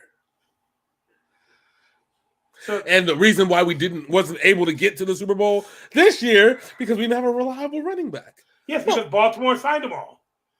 Yeah. Remember? Yes. Remember? See, I said it. I'm glad you agree. Thank you. Thank you. Well, it was a running joke during the first 8 weeks of our fucking show last year. You admit it. Finally. You admit it. Came out your mouth. Okay. So this team has might be the fastest team in the NFL. Because you got Tyreek Hill and you got Jalen Waddle, who are both 2 of the quickest wide receivers in the NFL. Yeah. You also have Cedric Wilson Jr., and they now have added the veteran leadership of Mohamed Sanu. Yes, they which is good. I mean, I'm not saying the Dolphins are going to be bad this year. They're much improved in a lot of places that they needed to fill some holes in. But the problem is their quarterback situation is going to get. Yeah. Did they improve enough to where their quarterbacks aren't going to die? That's where the big question is. Are their quarterbacks going to die this year? I don't have the answer to that. They did not sign any offensive linemen in the offseason. Yikes. Well then. That's rough. That's kind of rough. Well, you know what? Offensive linemen are very rare, which is probably why they're paid second highest compared to everybody else. And also, the tight end room is good. Yeah. With Mike Gesicki and Cecil Carter. Yeah, they'll be all right there. All right, let's go ahead and take a look at that schedule. Let's go ahead and take a look at their schedule. Roll that beautiful schedule footage. All right, let me see. So I'll run it down. Since you ran down the first few, I'll just run this one down. All right. So we got Patriots in week 1, then the Ravens, Bills, and Bengals in weeks 2, 3, and 4. Week 5, we have the Jets, the Vikings, the Steelers, and the Lions. Bears in week 9, Browns in week 10, bye week in week 11. Week 12, the Texans. Niners in week 13. Oh my God, revenge game if he makes it on the roster. Chargers week 14. Bills in week 15. Packers in week 16. Patriots in week 17, and the Jets in week 18. Which by the time they get to that point, they're either going to be trying to grasp for the playoffs, or they might be in one of those situations that they were last year. A great team just couldn't win enough games to make the playoffs. So I do not trust their quarterback room enough to get more than 9 wins. They got 9 wins last year. They had 10 wins last year. Yes, but they had a better backup to Tua than Teddy Bridgewater. What's it? Ryan Fitzpatrick was their backup? No, Fitzpatrick was in Washington. Yeah, I'm about to say he died last year. Okay. Yeah, remember, Fitzpatrick got $48 million from Washington last year and only threw 4 passes. Who was Tua's backup last year? Fuck. Obviously not that good because we couldn't remember him.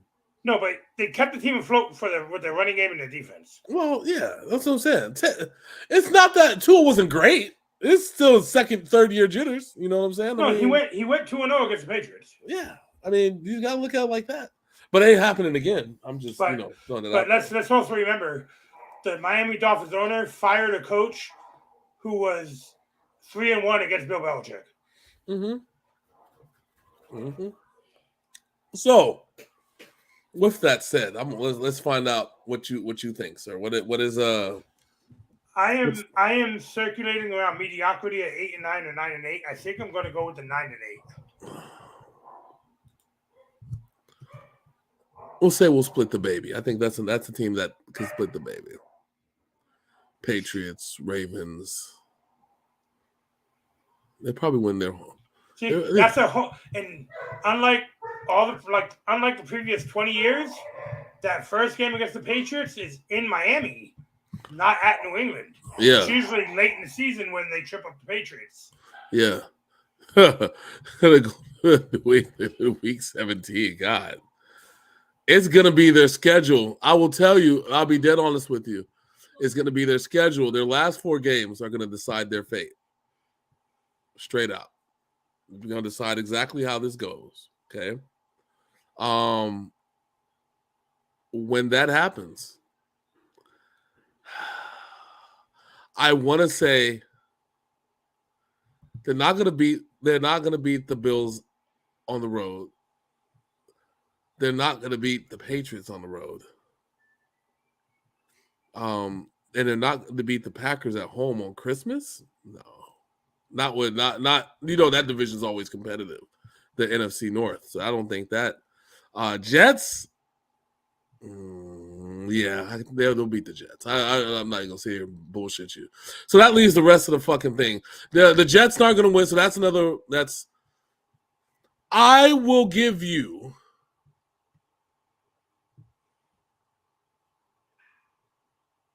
I'll go 9-8. We'll do 9-8. All right, so me and you agree on that one. Yeah, 9-8. All right, next up, time for me to be called a homer. We got the New England Patriots. Hey, it's Homer Simpson. Hey, Homer Simpson. Oh. So, the Patriots lost a lot of role players. Mm-hmm. They lost Brandon Bolden. They lost Troy Fumagalli, J.C. Jackson, Ted Karras. No, J.C. Jackson's not a role player. Ted Karras was also not a role player. He's a very good offensive lineman. Yeah. Brandon King, Jacob Janssen, who became a very good fullback halfway through the season last year. Yeah. So, but I think what they brought in might be, and also Jamie Collins and Dante Hightower still have not been signed by anybody. There are mumblings going around that what's the dude from the fucking Bears, the defender who wants to get paid, but the Bears are like, nah. What's his name? I know what you're talking about. The linebacker? Yeah. There's rumors going around that the Patriots may be doing a sign and trade with either both Collins and Hightower for him or Hightower only and some draft picks for him. As long as the Bears eat most of that contract. I mean, it depends on how much they're going to sign him for. And you know what's crazy? Because I didn't know that the other team can eat the majority of the contract in the trade. And I'm just like thinking to myself, Why doesn't everybody else do that? That's. It must have been something else in the collective bargaining agreement that made that happen. Because I'm like, I've never heard of that up until this. What trade was it that we just had? The one trade that they were talking about, the Jimmy Garoppolo. I thought we thought Jimmy Garoppolo was going to get traded, and that they were going to eat it. 49ers would have to eat like $40 million of that contract. Yeah, and they would have. They were apparently, and this shit just fell through. But all right, so they added some pieces. You ready for these names? Go ahead.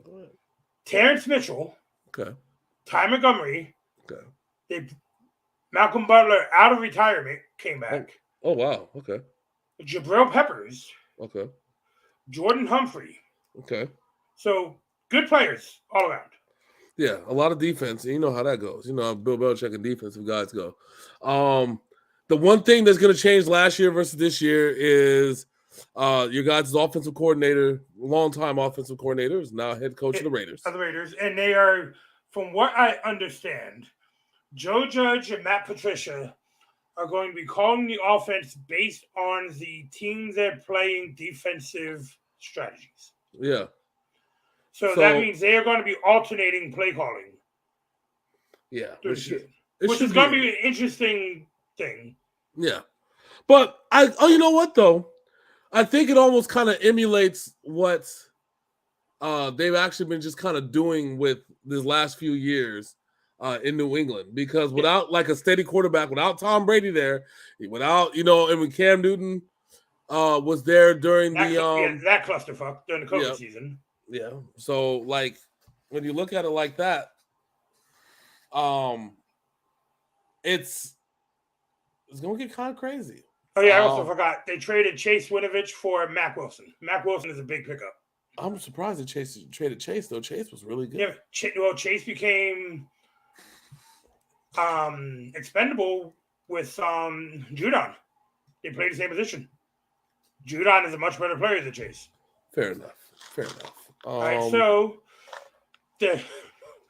everybody talks about the Patriots' first-round draft pick, Cole Strange, because nobody knows who's the fuck this motherfucker is. Cole Strange? He's a guard from Chattanooga. They're going to call him Dr. Strange? Is that what it is? But apparently he's been a pretty good standout for the offensive line during practice, and their big pickup was Tyquan Thornton, who a lot of teams had on their radar, but thought they can get in the third round, when New England picked him up in the second round, as that young man had the best 40 and hands in the draft combine. That sounds like a Bill Belichick type of draft. He didn't draft a receiver, did he?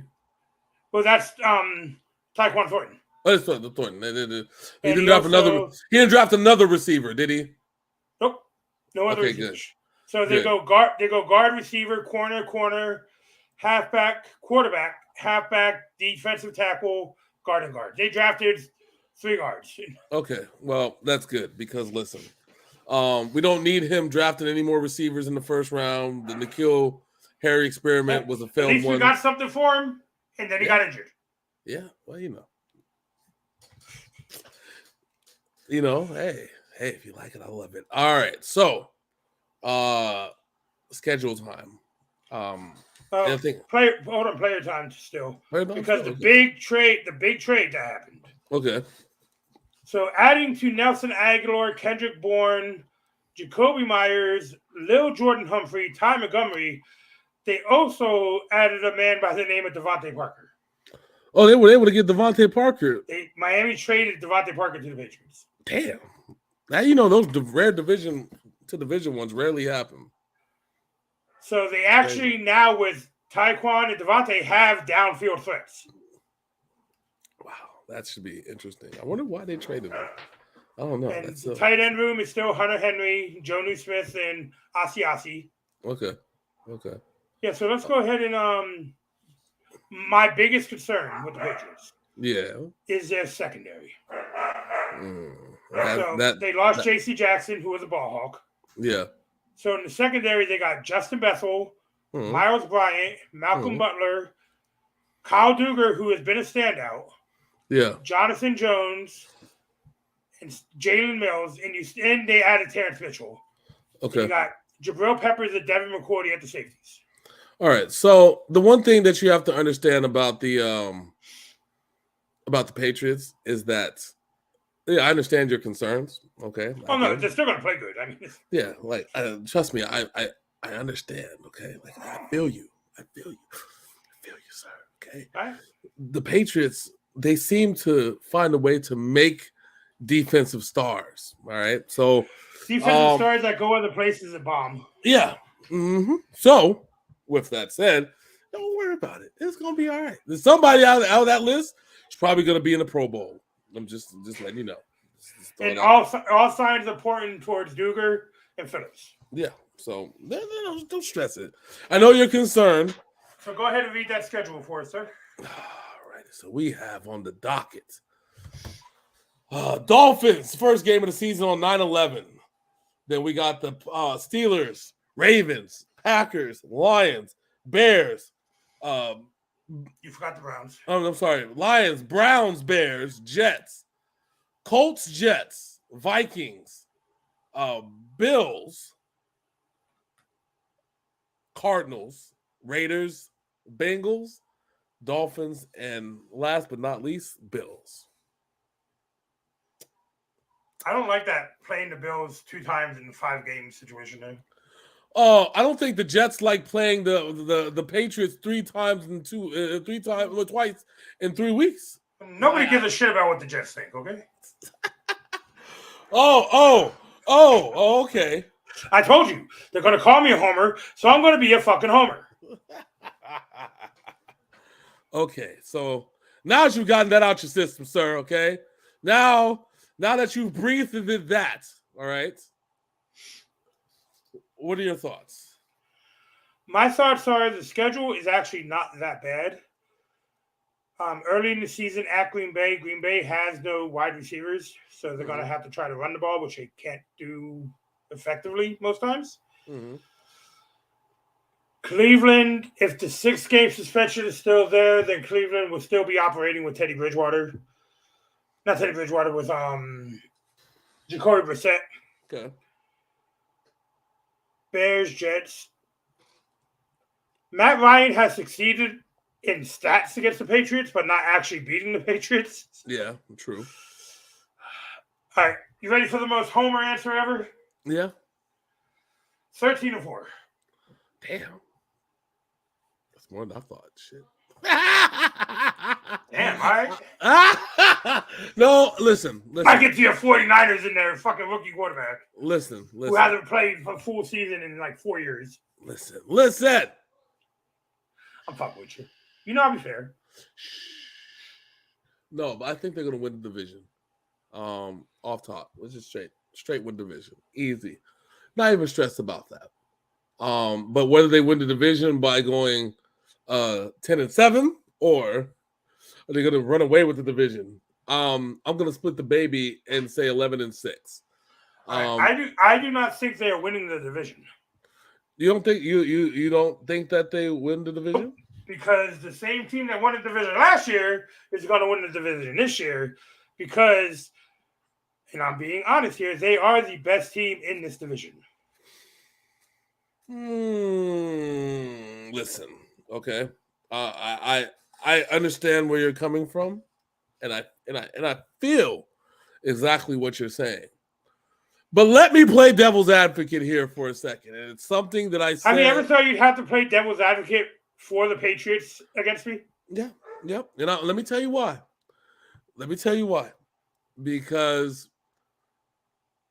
I told you last year that if the Bills fuck around and don't win the Super Bowl or don't at least get to the Super Bowl, they had 3 opportunities, 3 years to do this shit. The Bills had 3 years in a row.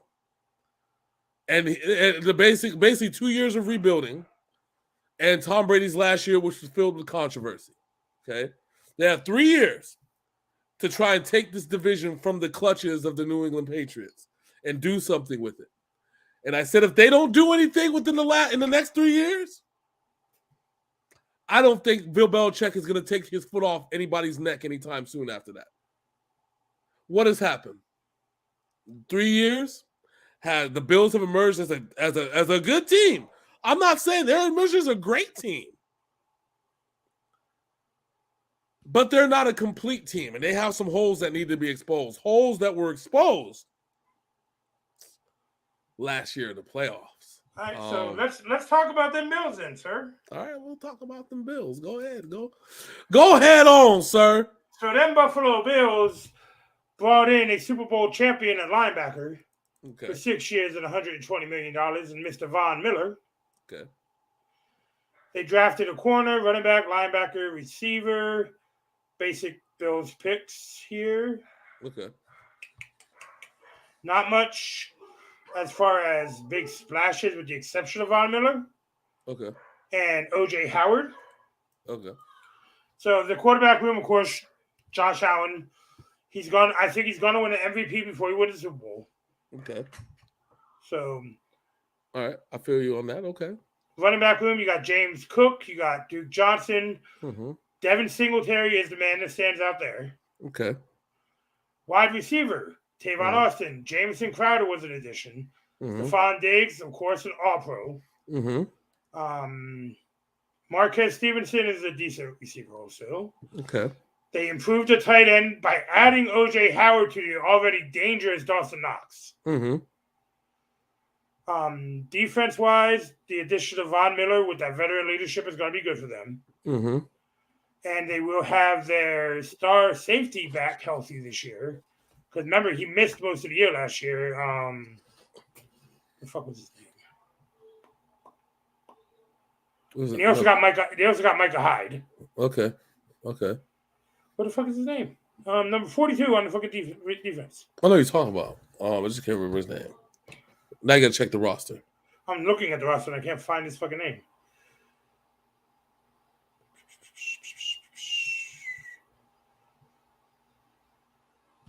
Was he on the pup list? Oh, there he is. Tre'Davious White. He's on the pup list, and he's on the pup list still. So okay, all right. So, I feel all that, but we got a banger opening the season though with Buffalo. Okay, all right. Who's oh yeah. Buffalo at the Rams to open the season this year. Yeah. Okay. I feel you.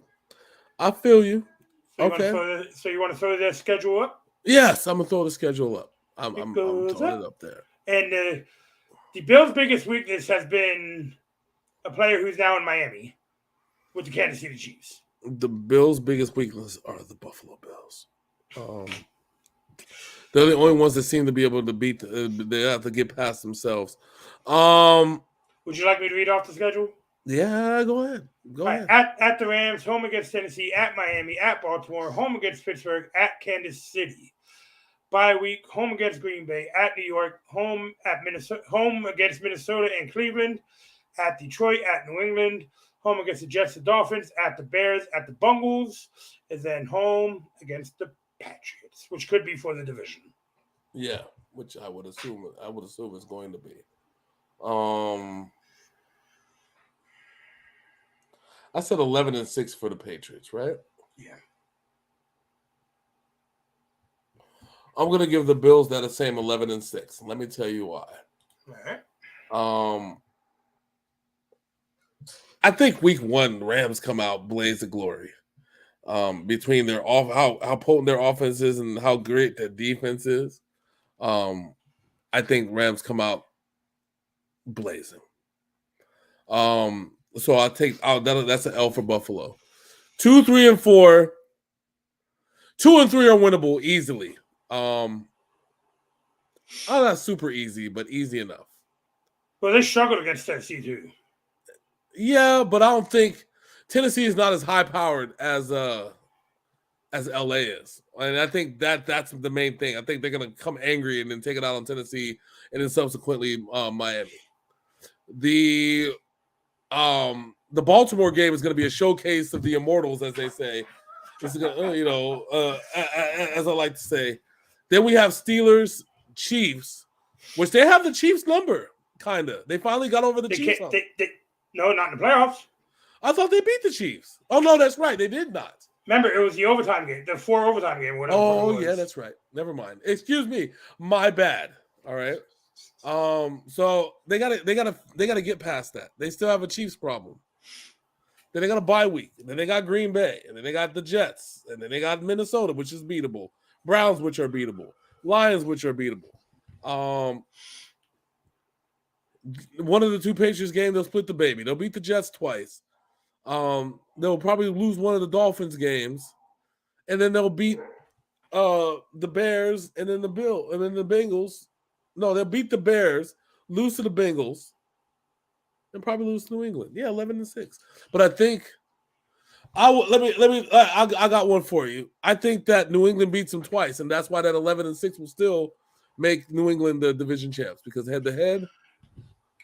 You know what? You have convinced me, so I'm going 11-6 with the Buffalo Bills. The New England Patriots reclaim what is rightfully theirs. I'm telling you, listen. They had 3 years. You got 3 years to take this throne from Bill Belichick, and they couldn't do it. Yeah, that's all you got. So now we're gonna piss off 1, 2, 3, 4 different divisions because the teams are generally on the bad side of things. Mm-hmm. Let's start off with the Marcus Mariota-led Atlanta Falcons. Oh yeah. Well, let me see. Are you gonna go south? We're gonna go all south. We're gonna go south. We're gonna go all south first. All right. So let's go through them because listen, the AFC and the NFC South are just like horrible. And then the North. And the North ain't that much to talk about when it comes to the the AFC one. AFC North is better than the NFC North. Yeah. So we'll go through the South real quick. Just because. In the South, there's really only in each division, there's only one good team that's surefire, and then one team that's on the bubble, and the rest are trash. And this is not a prediction; it is a spoiler. That's right. The Tampa Bay Buccaneers are winning the NFC South. And if they fuck around, let me pull up the schedule. And because let's start with the Falcons schedule. All right, let's start with the Falcons. All right, fine. We'll be nice and start with the Falconies. Okay. Well, we usually go from worst to best. So. I know, but we're gonna blaze through this because I'm not gonna spend no more time on the South unless it's Tampa Bay. So we can we can sit here and talk about run the changes for the Falcons. We'll put the schedule up. I put my phone down. All right. So fuck it. The Falcons are trash. Their biggest change, Calvin Ridley's not there no, is suspended, and Matt Ryan is gone. All right. So yeah. So let's start there. Why did I get rid of the damn thing? Where's my thing go? Oh, like I said, it seems to be a trend when it comes to the South.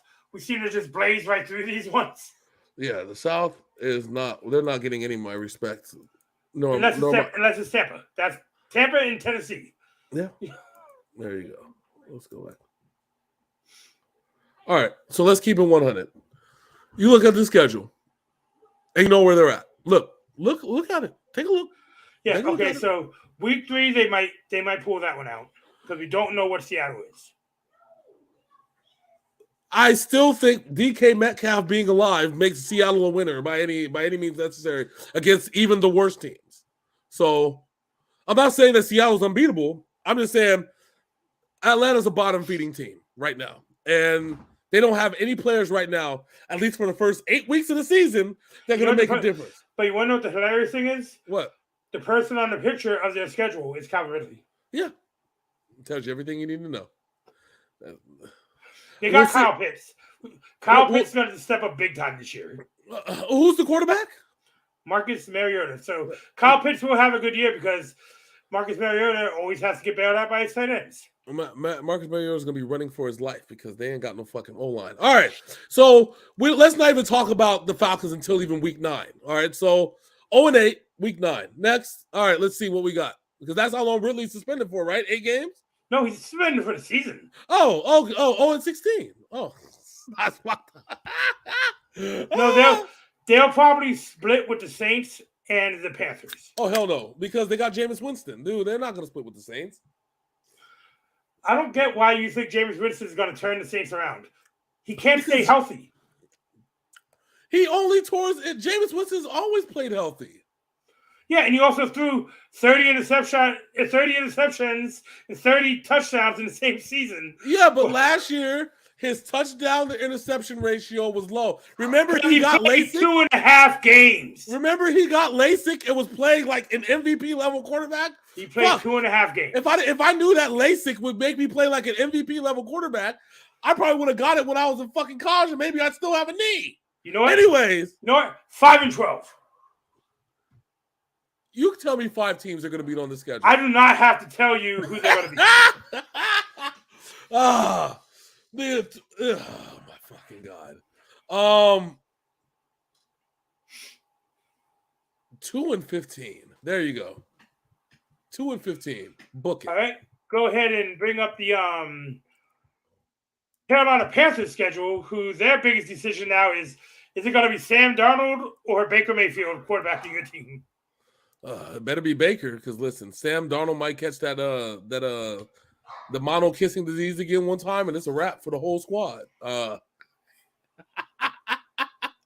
It's a wrap. It's contagious. He might start seeing ghosts again. Huh. So the most interesting game on this schedule right here is week 1. Baker Mayfield against the Cleveland Browns. Nobody does it better. Looking at the schedule. You know what? 5-12. God, you're being generous as fuck. 3-13. No, 3-14. There you go. No better than the Falcons. All right. Let's talk about Jameis Winston and the New Orleans Saints. And I bet you fucking Baker Mayfield gets injured, ACL done at the beginning of the season. And he's going to be a victim of Myles Garrett. Book it. Watch. All right, so let's go ahead and bring up that Saints schedule. All right, Saints schedule. No Sean Payton. That's the biggest thing with this team. Yeah, but they're the same team from last year, just no Sean Payton. That's it. And they have Mike Williams back. Yeah, that's always nice to have. Wait, where's the Saints schedule? Damn, that's small, huh? All right, hold on. Let me zoom in on this bitch. All right, fuck. All right, I tried to find the best ones I could. It's not your fault. It's the internet's fault. I got you. Here we go. All right, let's talk about it. Now I'm looking at the schedule. Like I said, they're the same Saints team, except they're healthy and no Sean Payton. Is Sean Payton the it factor in New Orleans? I guess if you ask Stephen Ross, the answer is yes. Because he tried to make a Sean Payton Tom Brady pairing happen and tampered with the league rules and tried to make them co-owners of the team. Probably, I don't fucking know how the shit was gonna go. But either way, God, would you imagine Tom Brady and Sean Payton? Well, that would have been nasty. Remember, they had room, and you know it's hilarious. I just realized that. Remember, they had the rumors of fucking going to New Orleans. And then Drew Brees decided to stay one more year. Yeah. Now you think about it. Wait a minute. Maybe that wasn't. New Orleans might have been tampering too. Yeah. That'll come out next year. I'm saying. Think about it. They threw him off the whole time. We make him think that we want to go. We want to have him on the Saints. They'll never figure it out. It was the fucking Dolphins. Son of a bitch. Oh my God. So looking at the schedule, they are going to be better than the Falcons and the Panthers. Yep. So what I'm going to do is combine the Falcons win totals I gave them. So 10-7 for the Saints. Fuck.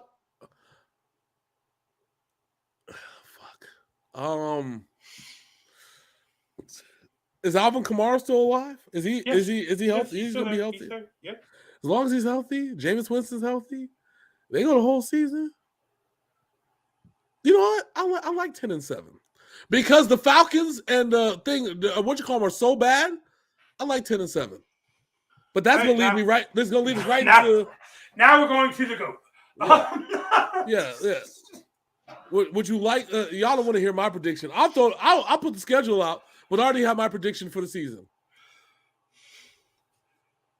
So Rob Gronkowski retired. Yep. So what did the Buccaneers ownership do? Hey, let's go get Julio Jones, who Tom Brady's been wanting to play with for the last 5 years. Oh yeah, but they also got him a new tight end, didn't they, sir? Yes. Let's talk about the new tight end, shall we? Yes, I understand that. Okay, Rob Gronkowski, I heard. Yes, they got Julio Jones. But let's talk about that tight end for a second, because he's one of my favorite players and one of yours too. Come on now, and don't forget they also lost O.J. Howard. Yeah, which I find hilarious, because that was the one that was Rob Gronkowski was the reason why O.J. Howard didn't want to play in Baltimore no more. And now that he's gone, he had an opportunity to be a better man, and I'm gonna take my ball and go home. All right, so the man spent a year of ineptitude in New York last year, but Kyle Rudolph is coming to have a party with Mr. Tom Brady. You're goddamn right. Kyle, I always refer to him as your favorite player and mine, Kyle Rudolph. Let me tell you why. Okay, Kyle Rudolph used to make us. He made us some fantasy money one time on Big Sin's team and one time on my team back in the younger days of Kyle Rudolph. Okay, and every time we see this man play, we were like, "Fuck! What if Tom Brady was playing with this dude?" Like, you know what I'm saying? Like, we'd always ask him, what if we had him on the 49ers or something? And now it's a dream pairing. And Kyle Rudolph he languished in New York and finally landed on his feet. Now, is he older? Yes. Is he as fast and explosive as he was? No, of course not. He doesn't need to be, because the only time Tom Brady's going to throw to him is in first and short and goal line situations. Now, with that said, schedule-wise, I got the schedule. So let's congratulate the Tampa Bay Buccaneers and the Seattle Seahawks having the first game ever played in Germany this year. You know, it's hilarious what Week 11 says. Bye, bye, bye, bye, bye. Yep. So, win, win, win. Win, win, win. Win, win, win. Win, win. Loss. Win. For whatever reason, the Rams play Brady very well. Okay. Win, win, win. I think the Bengals are going to squeak by them. Loss. Then they're going to take it out on Arizona. And subsequent. So I'm going 14-3. You're being a little bit conservative there, sir. Hey. It's about a video game. All right. So listen. If you're telling me that their 3 losses are going to be at home, then I'm here to tell you that is not going to be the case. In fact, sir, Tom Brady Revenge Tour, full effect. He is going to claim the one thing that slipped by him just by a hair. Do you think the perfect season is getting ready to happen? Yes. Let me tell you why. I want, and I know this sounds like a pipe dream, okay? He's smoking something with that pipe. Okay. Tom Brady has no more, what's his name in his ear? Okay. He has no more Bruce Arians in his ear. And Bruce Arians is in the head office now. He's in the office. And obviously, like Tom Brady enough to make sure that he got a guy like Kyle Rudolph on his team. Got Julio Jones, who's going to be motivated to win a championship, by the way. I don't think he's going to have any knee problems, all right? Yeah, let's remember, Julio Jones dominated the NFC South his whole time in Atlanta. Yeah. Yeah, trust me, Julio Jones Julio Jones comes to play when a championship is on the line, okay? When there was an opportunity to win a championship, Julio Jones is absolutely unbeatable, which is why he was very good up until his last season and a half in Atlanta. With that said, Dallas is beatable week 1. Saints are beatable week 2. Green Bay very much beatable, because you know how this goes. Rodgers versus. So since you're going 17-0, I'm going to give you a little leeway here. That if they drop one of those first 6 games, you can add losses to your count. Okay. All right. First 6 weeks of the season. Okay. So I will tell you. So this is this is what I believe is going to happen, and then this is also my backup schedule. I mean, my backup reality. I honestly believe that they can run the table if they stay focused and motivated, this offense is going to be fucking ridiculous. Todd Bowles is a defensive coordinator. This as the head coach. This defense is going to be ridiculous now that he has full reins. Because they can very easily lose that first game of the season. They can, but I don't think they will. I honestly think though that if they're going to lose games, right, then there's three options on the table. Green Bay, Rams, and Bengals. That's it. I don't see that would be 3 home losses, by the way, which admittedly they don't play well at home for some weird reason. They're not unbeatable at home, but for whatever reason during the regular season they lose to the Saints. Yeah, they're not Tom Brady is 0. He's 1-5 against the Saints in the regular season since coming to Tampa. Yeah. But I honestly say they can run the table. I think that this season's this good. And that's even saying they can beat my 49ers. I'm not, So if they lose a game, what is your backup for that first 6 weeks if they lose one of those games? 14-3. So same as I said. Yep, 14-3. Because I said Packers, Rams, Bengals. Definitely Bengals and Rams are going to be a problem. I would say Packers, maybe Kansas City, because Kansas City has just Patrick Mahomes. They got Juju Smith TikTok. Yes, the TikTok Schuster? No. Okay. So they just have Patrick Mahomes. All right. So we're both picking the Buccaneers to win that division easily. Yes, 14-3 with an asterisk, 17-0. And if I told you so right here. All right. All right. Next up, let's go ahead and go with the Jacksonville Jaguars. Jacksonville Jaguars, baby. Yeah. Trevor Lawrence finally gets a chance to not have Urban Meyer bullying him. Yes. This is gonna be fun, by the way. Damn, this is the Jacksonville Jaguars. This is their Jaguars. Yeah, Jaguars before Jets, unless it's another J team. That's Jaguars. Yeah, because Tennessee twice. Yep. Yeah, that's Jaguar schedule. So they start off with Carson Wentz. Yeah. And then they go against a team that can't seem to beat them late in the season. Yeah. So that's good news for the Colts because they play them twice in the first 6 weeks. And you know what's hilarious? I think the scheduling people did that on purpose. Is that they want to make sure that the Colts had every opportunity to make the playoffs. But the most hilarious thing about that is though, the team who plays them last in the season is the same way. They dropped the last like 4 years their last game against Jacksonville. So Tennessee's up next. Oh, okay, all right. The Tennessee's on the clock. All right, so I already said the Jacksonville Jaguars are going to be better this season. Mm-hmm. Not by much. Not by much? Okay. Looking at the schedule, I think they actually beat the Colts in a game. I think they split with Tennessee. Mm-hmm. And I think they actually beat the Texans twice. I don't know. That's already 4 wins on my end. I don't know about Texans twice. Texans and Jaguars play each other like they fucking hate each other. Like they've been playing each other since fucking 1963 for some fucking reason. I'm going to make the boldest of bold statements right here and right now. Oh my God. Here we go. Here we go again. One of their 5 wins that I'm giving them this year, I'm saying they're 5-12. Mm-hmm. One of their 5 wins that I'm giving them this year, they will beat the Kansas City Chiefs in Week 10. They're going to beat the Chiefs on the road? Yes.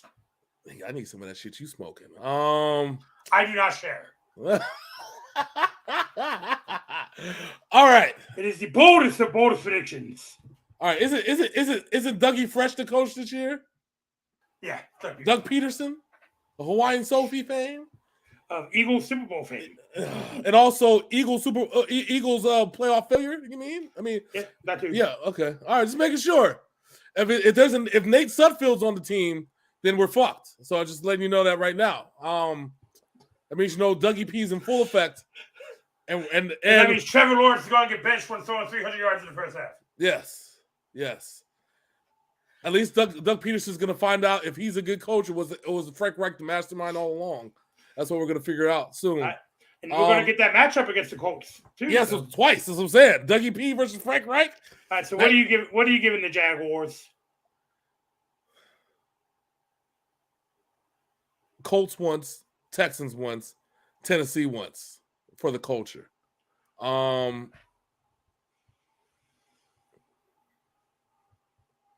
I think the fucking the Jacksonville in fucking London. That's the home game. Unfortunately, the London Jags, mate.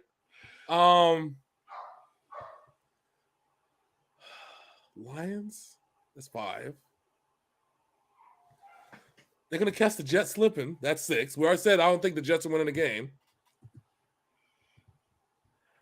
You know, they might go 8-9. So that is the boldest of statements now. 8-9. I like it. I think. Listen, if they split the baby, they can win 5 games against everybody else. And if the Texans are like really bad coming in there, just imagine they come in there with a win against the Jets and a win against fucking the Texans, and they have to go against Tennessee at home, and that's the setup right there for Tennessee. To get into the playoffs, all we have to do is beat the Jacksonville Jaguars on the road. Jacksonville Jaguars. Well, speaking of, let's go ahead and do the Houston Texans. This is going to be a bad season for the Texans. Oh, yeah, you already know. You already know. Jones. Okay, so they start off with the Colts. Davis Mills. Hey, wait a minute. Is Davis Mills still the quarterback? Yes. Oh, fuck. All right. That's very wishy-washy. So they got the Colts, Broncos, Bears, Chargers, Jaguars, then their bye week. Raiders, Titans, Eagles, Giants, Commanders, Dolphins, Browns, Dallas, Kansas City, and who's the last 3 weeks? Tennessee, Jags, and Colts. 2 on the road, 1 at home against the Jags. So, I think this is going to be the worst team in this division. Didn't they almost make the playoffs last year? No. Yeah, they did. They played well. No, they played well at the beginning of the season, and then they fell apart towards the end. Weren't they 7-10 and they lost like 5 in a row, 6 in a row? Some shit like that. They were like they had a winning record. They were never a threat to go to the playoffs because of the Titans. What the Titans did last year. Well, they were never a threat to go to the playoffs because they're the fucking Houston Texans. But that's not even there nor there. I'm giving the Houston Texans a 4-13. Fuck! I need to know what their record was last year. Just give me a second. Fucking Texans record now. Because I'm 2021. What was the record 2021? Oh, never mind. I'm sorry. I fucked up, and I apologize for the statements that were made. They are not conducive to the integrity of the show. I have failed the NFL and my partner Big Sim by saying that the Texans were good last year. In fact, not only were they horrible, they were shit. So with that being said, I think more shit is on the way as the Texans probably won't win 4 games. No more. They last year they went 4-13. I think Davis Mills is going to have a couple of 300 plus yard, 3 touchdown games that would give them 4 wins. Oh yeah, that's. I think that is probably a given. I just honestly don't think that this is going to turn into a success because the Texans don't have a defense. And that's actually what kind of was the problem.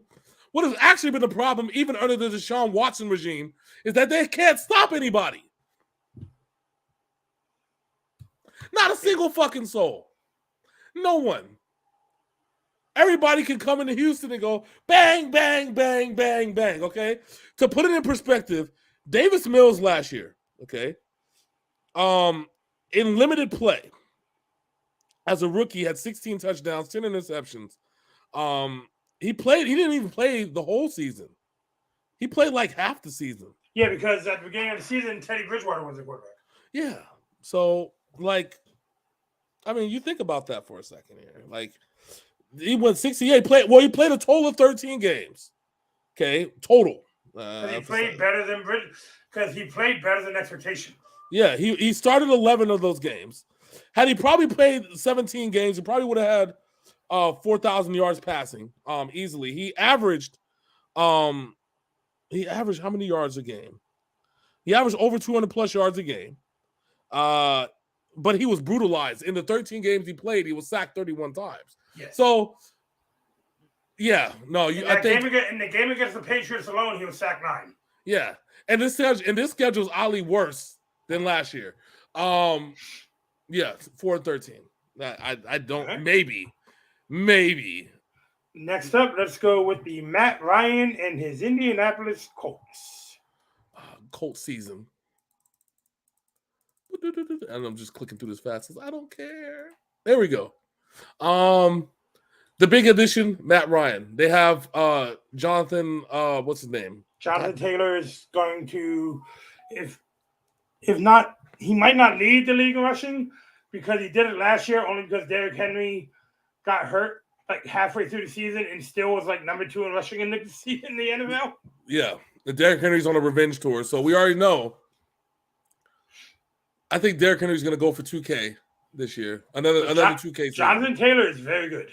Oh no, he's really good. He's the number 2 running back in the NFL. So I know that a lot of people don't want to hear that. I don't give a fuck what you want to hear. He literally is.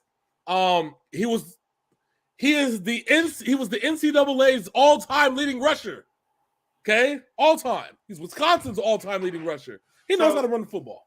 2 of their first 5 games 3 of their first 5 games are very interesting. With Kansas City, Tennessee, and Denver, because we got Russell Wilson in Denver. Mm-hmm. Kansas City, who has issues against good running backs. Yeah. And then, of course, you got the physical battle of Tennessee. Yeah. They're gonna split Tennessee. Oh, but see, they got a problem because then after the Jacksonville game, they got another Tennessee, and then they got the Commanders or whatever the fuck they want to call themselves, and then they got to run into fucking New England.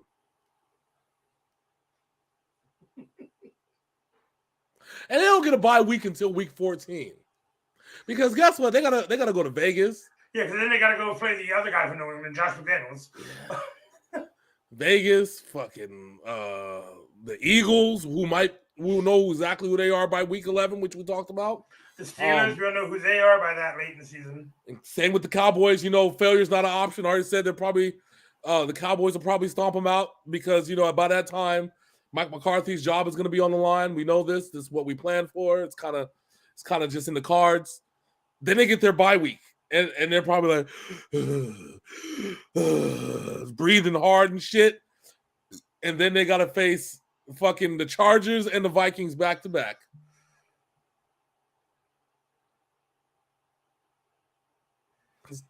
And the Giants and the Texans. Giants and Texans. So if they're in playoff contention by the time week 17 comes around, they'll make it.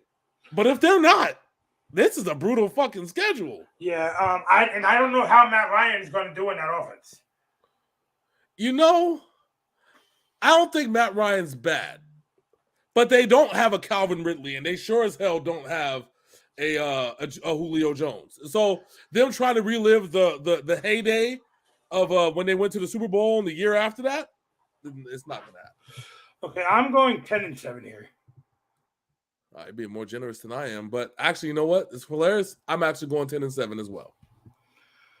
All right, we do need to speed this up, son, because we're at 2.5 hours already. Good. No, it's planned. All right, so we did the AFC South. We got to do Titans right now. Yeah, Titans. My bad. Titans. Tennessee Titans. The Titans, baby. And we're going to let James be a homer when we do the 49ers, so we can talk a lot about them. All right. So it goes like this. This team is winning the division. Yeah, off top. The only teams I see they're going to struggle with, oddly enough, Raiders. Again, split the baby against the Colts. Kansas City is the only one that's kind of up in the air, but that's at Kansas City. That's why I think they'll take that L. And honestly, the scariest team on all these teams' schedules is the Chargers because of what they added this offseason. Yeah, we'll get to that one.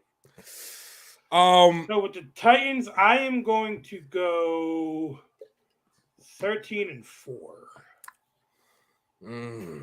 I would say only because of how they play their division. I can't. I'll say 11. They'll win the division with 11-6 because if they split the baby with two of their competitors, maybe not Texans. Okay, I don't think the Texans, but Indy and Jacks. Okay, that's 2 L's. Then we have Dallas on deck. Chargers on deck, right? So that's 4. Kansas City, they seem to always be able to get close, but can't finish the job against Kansas City. Well, last year they did. Yeah, well, you know how many times it took them. You think, well, that was the King Henry 270-yard game too. Exactly. I don't think one of those can happen again. Not if Derrick Henry wants to, last. And then they got to play Green Bay and then Cincinnati. I'm still comfortable with the 13-4. I'll go 11-6. Give me 11-6. All right. Next up, moving over to the NFC North. We got the Detroit Lions. The Lions, the Detroit Liars. All right. So the Liars. Okay. I mean Lions. Sorry. So the good news is that most of the team is back. The bad news is that most of the team is back. And Jared Goff will be better in the system than he was last year. He was on the Matt Patricia system last year. Exactly. I guess anywhere is pretty much anywhere but up at this point. No, he wasn't in Matt Patricia's system last year. Oh yeah, Matt Patricia got fired. Who was the coach last year? The dude who said he was going to bite kneecaps off. Oh, Dan Campbell. Oh, the man that was fucking doing burpees with his fucking team. So Dan Campbell retired too early. Let's be real here. The Detroit Lions lost by one score their first 6 weeks of the season. Yeah. And lost on a 68-yard field goal by the Ravens. They actually, you know what though? The Lions actually have the benefit of having, with the exception of, well, I can't even say with the exception because Minnesota is a, we don't know which Minnesota, division teams, we already know how that shit goes, right? The funniest thing about Minnesota, if you look at Kirk Cousins' stats over his whole career, he is a top 5 quarterback if you look at his stats. But when you look at the games, you're like, what? But when you look at the failures in the playoffs and just shit that happens, that knocks him down to top 25 in the league right now. Yeah. So with this Lions team, Eagles, Commanders, Vikings, Seahawks, Patriots, Cowboys, Dolphins, Packers, Bears, Giants, Bills. They have a rough schedule here. They got some heavy hitters here. Well, that's what I said. The first week of the season, you can guarantee. I mean, out of the first 8 games, right? You could potentially say they'll lose to the Patriots, and they'll lose to the Cowboys. They might end up being the road warriors of this division, though. Think about it. Yeah.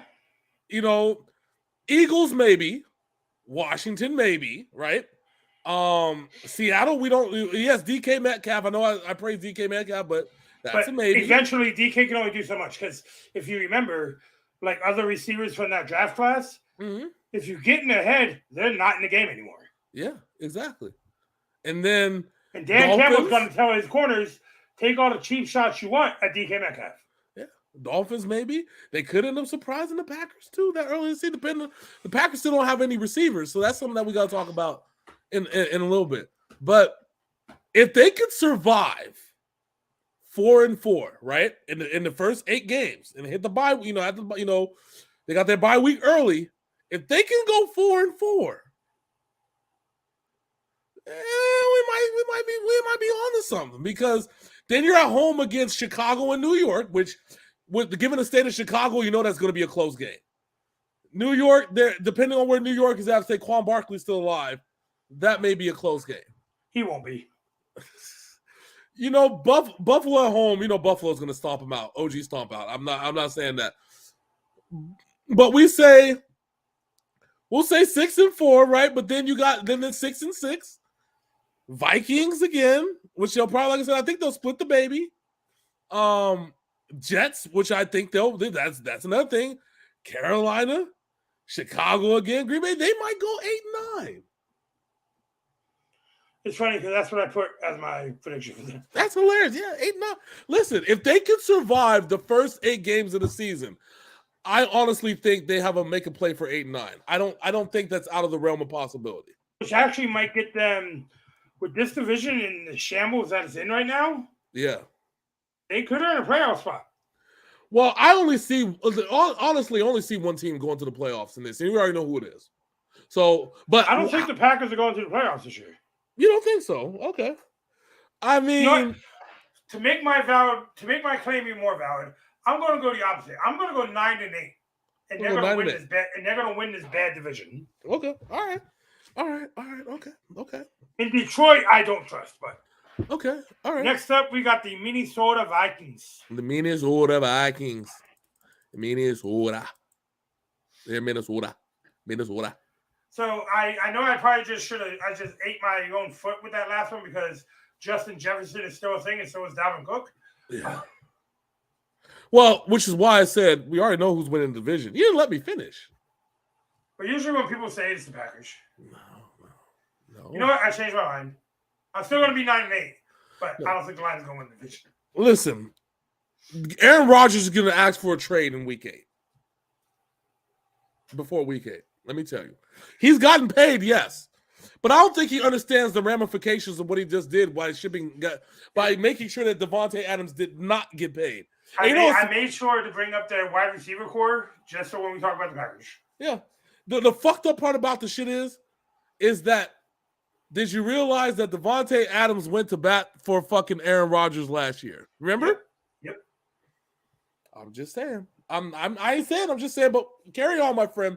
Right, so we got this Vikings team who's after 2020, the defense was like the best in this division, and then it just fell off a cliff last year. Yeah.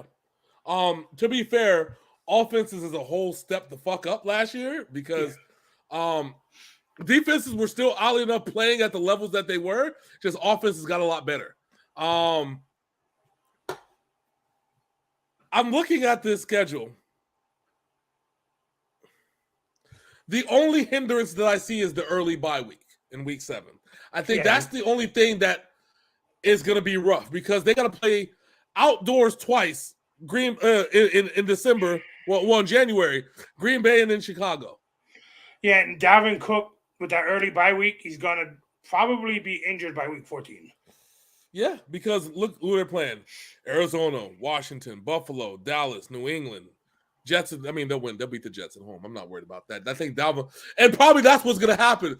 Dalvin Cook is going to go for like 270-some yards against the goddamn Jets. And then they get to Detroit, and it's a fucking trap game. Dalvin Cook is hurt. Detroit has actually played Minnesota very well the last 4 seasons. I said this trap game. So, the Vikings, I am going to give them a 12-5 finish. Yeah, I think they win the division. I'd say 12-5. I'll agree with you on 12-5. I think that's actually feasible. I'm saying, and that's why I said the only. God didn't like that I said 12-5 for the. Yeah, I heard that. Maybe I should change that. Like 11-6. Look at 11-6. We good? We good? All right. Next up, we got the Chicago Bears. The Bears. Who lost Khalil Mack. Yes. Why didn't they just pay the man? But they tried to trade him, so that really doesn't fucking matter. He ended up on a team who are now he's going to be lining up next to Joey Bosa, who we will be getting into very shortly. So. Fuckity fuck. All right, so and don't forget that same team added J.C. Jackson to their secondary too. Yeah. Very true. Okay, so listen up. So this was actually the best looking schedule I found. I mean. That's not bad. It's hilarious. I mean the graphics. No, I'm just saying it's hand drawn. It's cute. Okay, It's very Chicago. just like the Bears, they're cute and cuddly. Okay, they are cute and cuddly, and they're happy fun time, sir. Happy fun time. Okay, happy fun time Bears. Which is why they're probably gonna go 5 and fucking 12. So they did not get blessed with a easy schedule here. I will say you're gonna see some really good Justin Fields football, though. I think that's about all that they probably got is Justin Fields. Well, is Tariq Cohen back this year? Yeah, Cohen's back. Yeah, Tariq Cohen's back. The problem is that they have no defense now. The defense is not what it was 3 years ago when Trubisky was there. And it's hilarious that I said that the defense isn't as good. The team's not as good as when Trubisky was there. And God didn't try to smite you when he said that either. No. God was like, "No, you're right, nigga. You're right." So I am going to give them. I think Justin Fields gives you 3 wins somewhere scattered across the season. Yeah. I'm going to give you 6 and 11. 6 and 11. All right. You're being nice. Look at you. Give him an extra win. Oh. All right. Yeah, that's cute and cuddly, just like the schedule. Wow. So you giving them 5 and 12? Is that what you're trying to say? 12. 5 and 12. Next up, the Green Bay Packers. And let me just roast your wide receiver room real quick. Oh my God. I wonder if my one nigga with the 2 last names is still there. Please say he's still there. Nope. No Valdez-Scantling. Valdez-Scantling got traded. So the best wide receiver on the Green Bay Packers is a guy who should have retired 4 years ago, Randall Cobb. Oh my God. You ready for this rundown? Yeah. Danny Davis, Romero Dubes, Ishmael Hyman. Allen Lazard is good, but also remember he got death threats for dropping too many balls last year. Oh my God. Amari Rodgers, Malik Taylor, Samori Toure. Oh, well, they brought in Sammy Watkins. And Juwan Winfrey. Sammy Watkins cannot stay healthy for a season.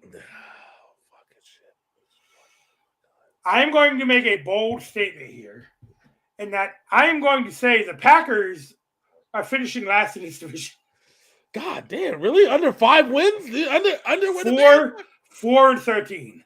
Oh my God. Fuck Aaron Rodgers. And nah, fuck got you. Packers. Here we go. Nah, he's wilding out over there. Let me be a realist, okay? I'm going to be a realist, and I'm going to tell you. 0-17. I'm going to tell you what nobody else is going to want to tell you, okay?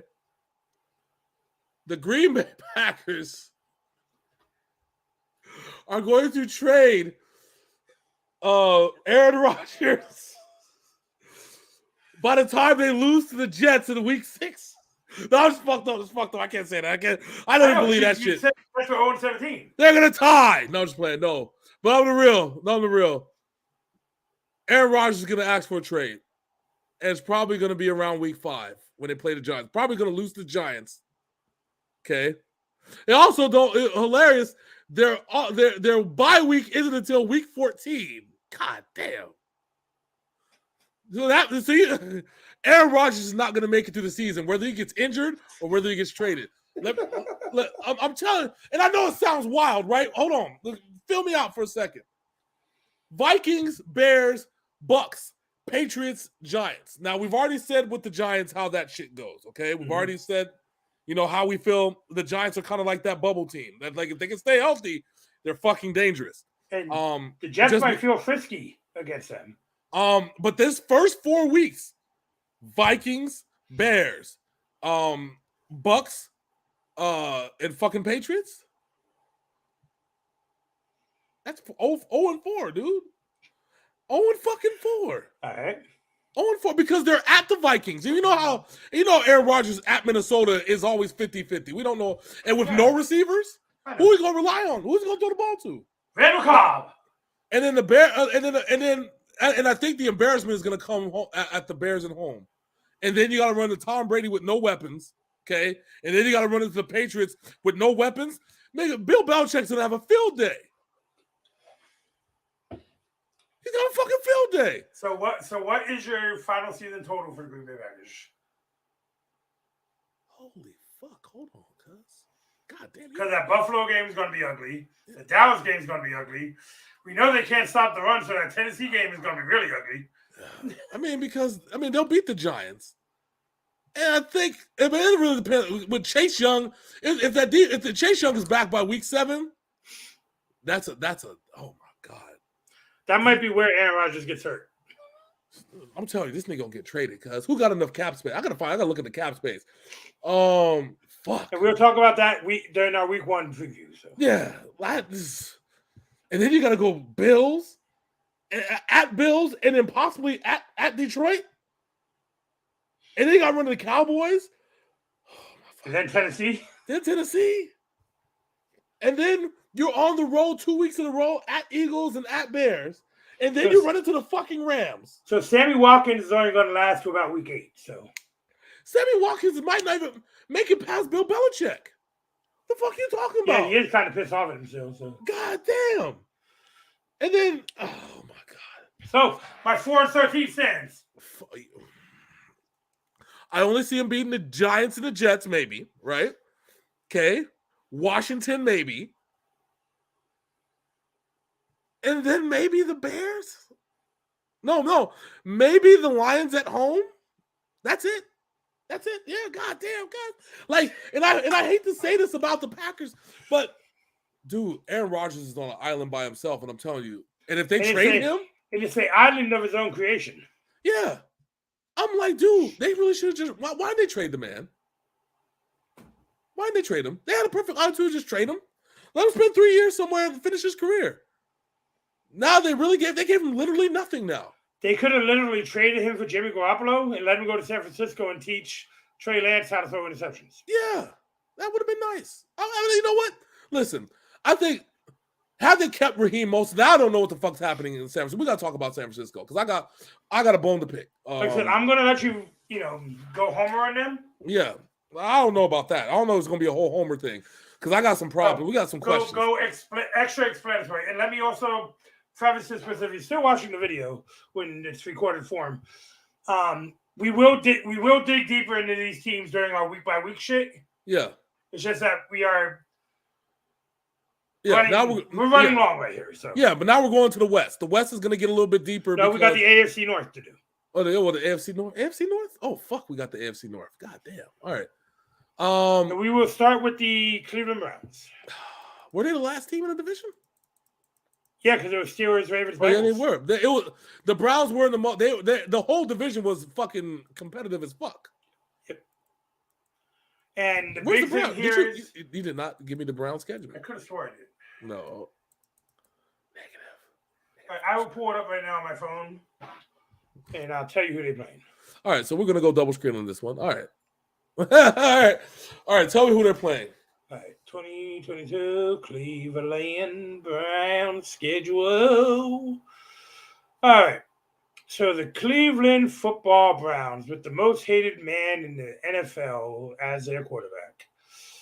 Start off, like I said, this is going to be the most interesting game because you got Baker Mayfield across the way. You got Browns at Panthers, Jets at Browns, Steelers at Browns, Browns at Falcons, Chargers at Browns, Patriots at Browns, Browns at Ravens, Bengals at Browns, Browns at Dolphins, Browns at Bills, Buccaneers at Browns, Browns at Texans, Browns at Bengals, Ravens at Browns, Saints at Browns, Browns at Commanders, and Browns at Steelers to end the season.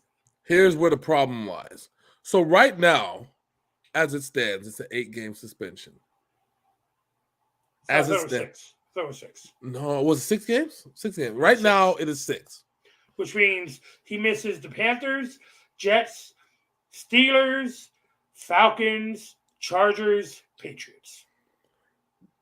The NFL is appealing that decision. Because they want him gone for the year. And if he's gone for the year, this is with Nick and Hunt, Kareem Hunt is asking for a trade. Because he doesn't want to be on the same field with Deshaun Watson. Which is a hilarious situation, but go on, Kareem. Yeah, because of I know. That's a hilarious situation. I thought it was funny too. But we also got footage of probably if it's not Derrick Henry, the best running back in the NFL, Nick Chubb, squatting 900 pounds. Nick Chubb, if Hunt is there, Chubb is there, they can win you games. Yeah, but you have to you would have, you know what you literally would turn into at that point? Dead ass, the New England Patriots. Yeah. You're running the ball and playing good defense. And reality is that what's his name isn't going to lose you games. Fuck, I forgot his name. Jacoby Brissett. Yeah, Jacoby Brissett's not going to lose you any games. But the problem is, what if Jacoby gets hurt? You still have Nick Chubb and Kareem Hunt for 6 games. That's what I said. And I think Case Keenum is their third string. No, Case Keenum is actually on the damn. Case Keenum went to Buffalo. Yeah, but Buffalo. Let me look at the Browns quarterbacks. So go ahead and who do you think is going to be what their record may be? I mean, because that first 6 weeks is going to be rough, and this is the whole season. The whole season is going to get rough. Give me the first 6 games again.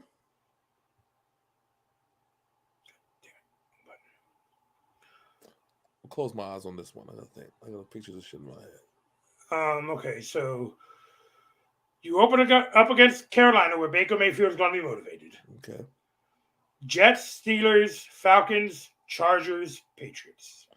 Jets, Steelers, Falcons, Chargers, Patriots. Yes. I got what so I understand Baker Mayfield's going to be motivated. Here's the problem.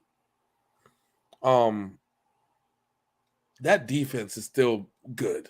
It's still great. It's still fucking top 10. Okay.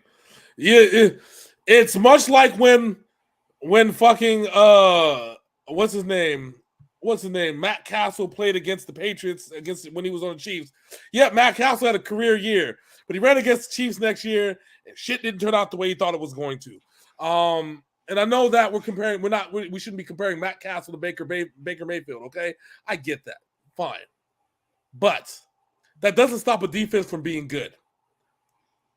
Oh, and to answer your question about Peoples-Jones, he's in Cleveland. Okay, all right. And Amari Cooper's there too.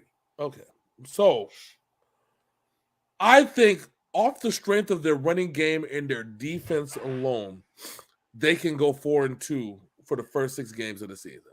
Drop the one to the Chargers and the one to the Patriots? Yep. Okay, so if Jacoby Brissett gets hurt, which we know is a big possibility, because they lost 2 of their best offensive linemen in the offseason. Yeah. So you have Joshua Dobbs and Josh Rosen are his backups. Yeah. So back to the situation at hand. If Jacoby, I think they would have to go get another quarterback. And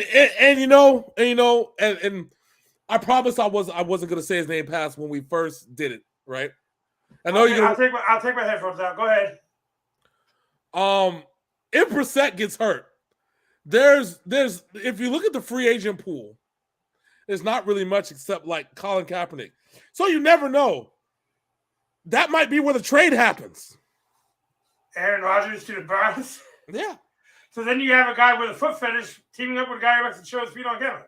Yeah. But think about Aaron Rodgers with Amari Cooper, a decent running game. You wouldn't be in such a bad position.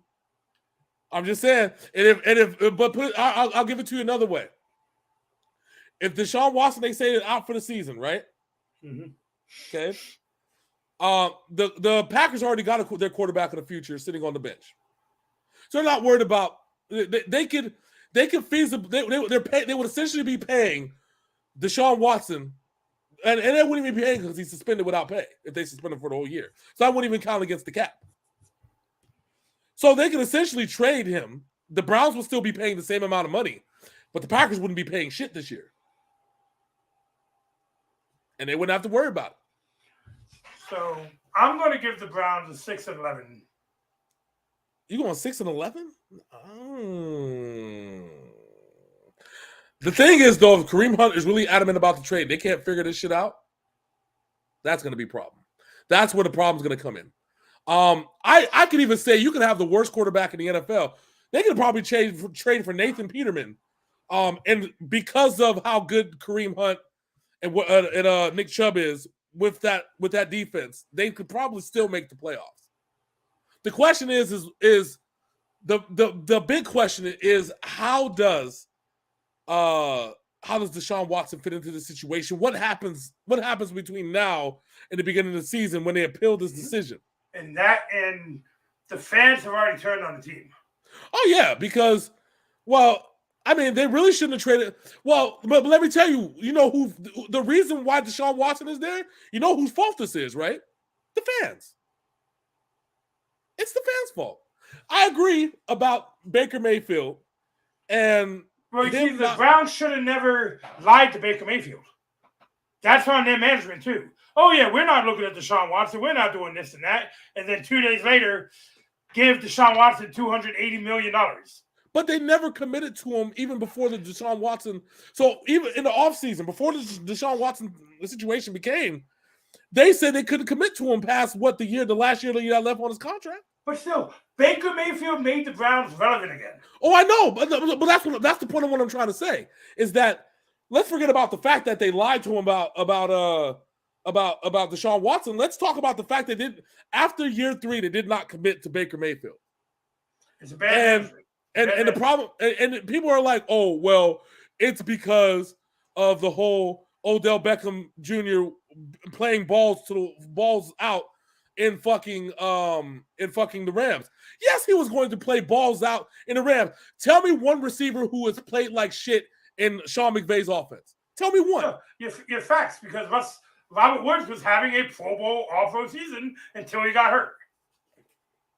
So that's what I'm saying. And Odell Beckham is still he's only the third best receiver on that team. But he's not even on the team anymore. No, he's a free agent. Nobody's a free agent. But that's what I'm saying. Like they took one situation, blew it up, and had all these people just kind of like vouch for old boy, for Odell Beckham, right? You had the fans turn on Baker Mayfield, saying it's Baker Mayfield's fault. Odell went to a superstar team. Yeah, exactly. And but both teams were better without each other. Mm-hmm. That's what I'm trying to say. The Browns were a better team without Odell Beckham, and Odell Beckham was better without the Browns. And this season, with losing Landry, with losing maybe Kareem Hunt, they don't fix the shit. Yeah. And not having Deshaun Watson on the field, this is not going to be a good football team. No. Their defense won't break, but it'll have a hard time just bending. No. And you know what? I would have been dead honest with you. I would have never given up anything to trade Deshaun Watson. I want to keep it 100. Yeah. I would have never, because it was either going to be 6 games or it was going to be the whole season. There's not going to be an in between, right? If he goes on that commissioner's exempt list, he might be gone for more than one season. Yeah. That's what I'm saying. Like if you're going to say I'm going to trade this dude and I'm going to vet, no, you're going to need to give me something to trade for to take Deshaun Watson. All right, I'll take Deshaun, but you're gonna have to give me like 3 or 4 draft picks in case this bullshit doesn't fucking work out. Because I don't think it's going to work out. And I'm probably gonna piss off my quarterback once they find out this trade's going through. So I'm gonna need some fucking compensation because I'm gonna be eating a fucking $200-some million contract. No. Hold on. And there's one word you forgot to add in there. What? Guaranteed. Yeah, guaranteed. All fucking guaranteed. Dude, it seems like when you think the Browns have finally figured it out, right? They finally found the formula, and they had an off year at the end of the year, okay? Yeah, all right, fine. Baker was playing with broken ribs, a separated shoulder, and a hurt leg. Yeah, but yet. And he was still winning. Yeah. and you're like, oh, we can't commit to you. Why? But the real reason was they're trying to get rid of him the whole time. Because of a guy who kicked the field goal net and gave himself a concussion like 3 years ago? Yeah, exactly. And I sit here and I wonder why, as I'm not a Cleveland Browns fan, like I admire what they've done because DeBartolo, our former owner, he was an owner of like a former GM and stuff like that for the Browns. I got love for the team. I'm not a Browns fan by any means. I only claim one team. But the worst decisions they made was hiring Freddie Kitchens as their head coach before, bringing in Deshaun Watson for $280 million guaranteed. They seem to make these rash decisions based off of the fans. Okay, I feel like because Freddie Kitchens was an interim coach. Mm-hmm. Okay, well, not even an interim. He was the offensive coordinator for the interim coach that actually was winning the fucking games. Okay, Then they fired that guy and brought up Freddie Kitchens. So, what's your record for the Browns? Fuck. When is their bye week? Big 10. What's good, Senor Brian? How you doing, sir? What's going on, Brian? Oh fuck! What is the bye week? I think 10. 10? All right. You know, if Deshaun Watson is suspended for the year, which is probably the best thing that's probably going to happen to Cleveland. And this gentleman who came in is from Ohio. He's from Eastern Ohio. So you're probably going to like what I have to hear. If he's suspended for the year, then I think the Browns go 10-7 and make the playoffs. If he's not suspended from the year and forces this team to kind of just dissolve and break up, and mutiny, if you will, if I throw that word out there, mutinize, they're probably going to end up 8-9. And I know it's 2 games off. And why 2 games off? Because Deshaun Watson is talented enough by himself to win games. Yes, he proved that in Houston. Yeah, but I will tell you that one man is not bigger than a whole team. Okay, at the end of the day, if you had to call the shot and you had to trust Jacoby Brissett not to lose a game and keep him healthy, you have a very good O-line. You have 2 very good running backs. You have 2 very good receivers. You even have a really good tight end that's young, only the 3rd year in the league. You know what I'm saying? Like, you have a really, really good shot of going to the playoffs in the AFC and causing a ruckus. And now, especially with the Steelers probably being in a down year. Yeah, Steelers Steelers aren't going to make the playoffs. We'll get to the schedule. Let's move on to the Pittsburgh Steelers. Yeah, we'll get to the schedule, but spoiler alert, they're not making the playoffs. Because when it goes weekly, we'll go more in depth. Don't get mad at us. And it's not because of Mitch Trubisky. Okay, I want to preface this. I think Mitch Trubisky is the only reasons that they'll be competitive, and I think that their defense. No, their defense has not been that good. Well, TJ Watt has. TJ Watt has. The defense has not been that good. I'm gonna keep it 100. They look good on paper. If you look at stats, yes, okay, fine. But there were games that Ben Roethlisberger was mid and exceptional, and the defense still lost the games last year. Pull up that Steelers schedule. Oh, what's up? Oh no, I gotta share it with y'all. Okay. All right, so we got Bengals, Patriots. Let's talk about first 6 off top. Bengals, Patriots, Browns, Jets, Bills, Bucks. That is oh my Lord. I say loss, win, loss. So 2-4 start. If I got the Browns going 4-2, I can't do that. I have loss, win, loss. Okay, that's what I have.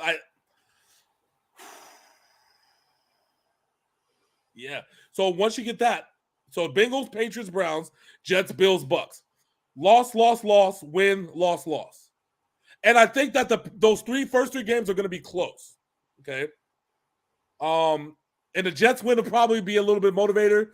The Bills is going to be a grind out game. And it's probably going to be really defensive. It's on the road. And they got that. But then week 7 comes in. Tom Brady has owned the Patriots. I mean, not the Steelers. Yeah. His whole career. Yeah. I think week 7 comes in. Week 7 and 8 come in on the road. And you'll see Mitch Trubisky kind of do his thing. And then they got the bye week, right? So that's 8. So that's what? That's 3 and 5. Oh, 5. Yeah, 3 and 5. Okay. Then they come off of that and play Saints, Bengals, Colts. I would say they can always split the baby with the Bengals, so they'll probably win the home game against the Bengals. They'll probably win the home game against the Saints. But then the Colts come into play on the road, and depending on where the Colts are at, Jonathan Taylor may just outrun everybody in that game. So that leaves us at, we said 3-5. That's 5-5. The 5-5, 5-6. 6-6 if you do the Falcons. Falcons are going to be horrible. Then they got to play the Ravens twice in 4 weeks. Then they got to play the Raiders and then the Browns. And they got the Panthers, Raiders, and Browns. Okay, so Ravens, Panthers, Raiders, Ravens, and Browns. So I don't think they could. They'll probably shock the Ravens maybe in week 17, or maybe that the Ravens will probably have a playoff spot locked up, and they probably will rest Lamar Jackson at some point, 17 to 18. I'm giving them the not suspended Browns record of 8-9. I would dead ass. I would actually probably give them. I'll give them 7-10, bro. I said 6. Well, I said 6. We were at 6 and 6. Hold on, wait. 11? Yeah, so no, they'll beat the Ravens once, and they'll probably beat the Panthers. So no, 8-9. Yeah, 8-9.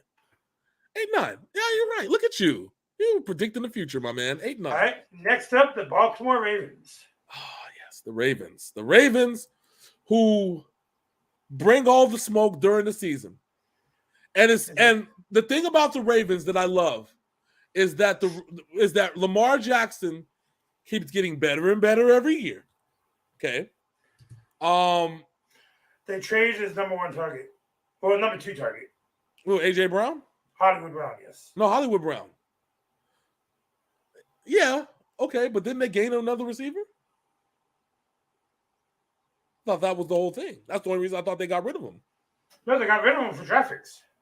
I'm saying, didn't they get either a really good? I thought they either got a really good rookie. Go ahead and talk about their schedule. All right, so check a look at the thing. But Lamar Jackson is the X factor.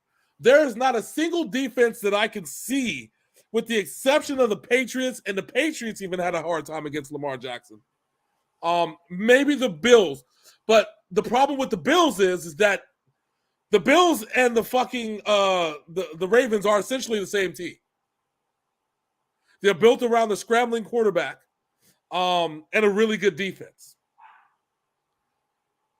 But are the Ravens? The Ravens are going to get their ace and their deuce running back this year. They're both healthy, and who knows? They know that they can go deep into free agency and find a running back and get creative. At some point, they were playing 6 running backs on offense, and they even had. And at some point, they had 4 running backs on the field at one time in various different positions. They had. Oh, who'd you say they're going to get back a running back? Huh? Who'd you say they're going to get back a running back? Was it Gus Edwards, right? Gus Edwards is not on the team. Wait, what? Their running back room is Tyler Beatty, Corey Clement, Mike Davis, J.K. Dobbins, Justin Hill. Oh, Dobbins, that's right. Nate McCracky. So Dobbins and Edwards and Mike Davis are going to be your go-tos. No, Dobbins. I think you said Robbins. Yeah, Dobbins. But remember though, so last year their ace and their deuce were Dobbins and David. I mean, no, Dobbins and Gus Edwards, and they both got hurt out of it, which why they had to get Freeman. They got the. Yeah, that's why they signed all the running backs. Yeah, that's why they signed every single running back they can find.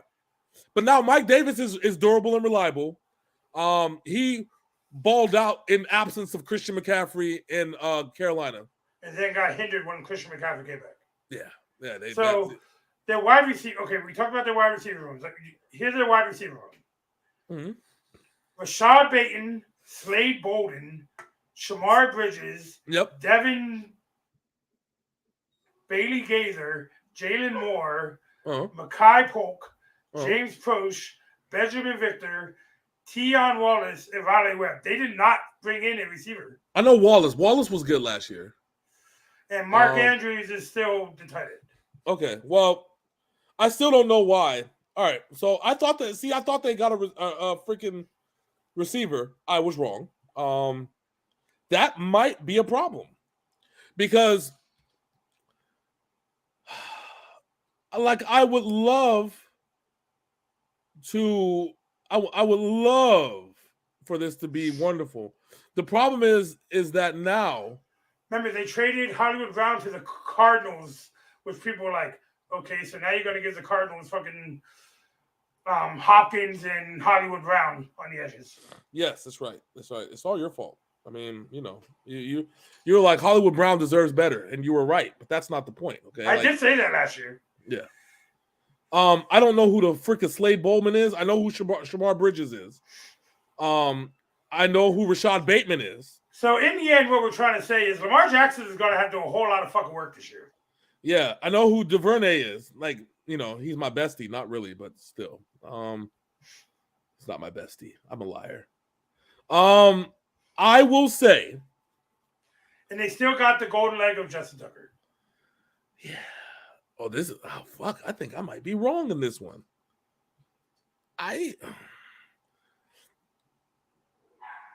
No, they still have Gus Edwards.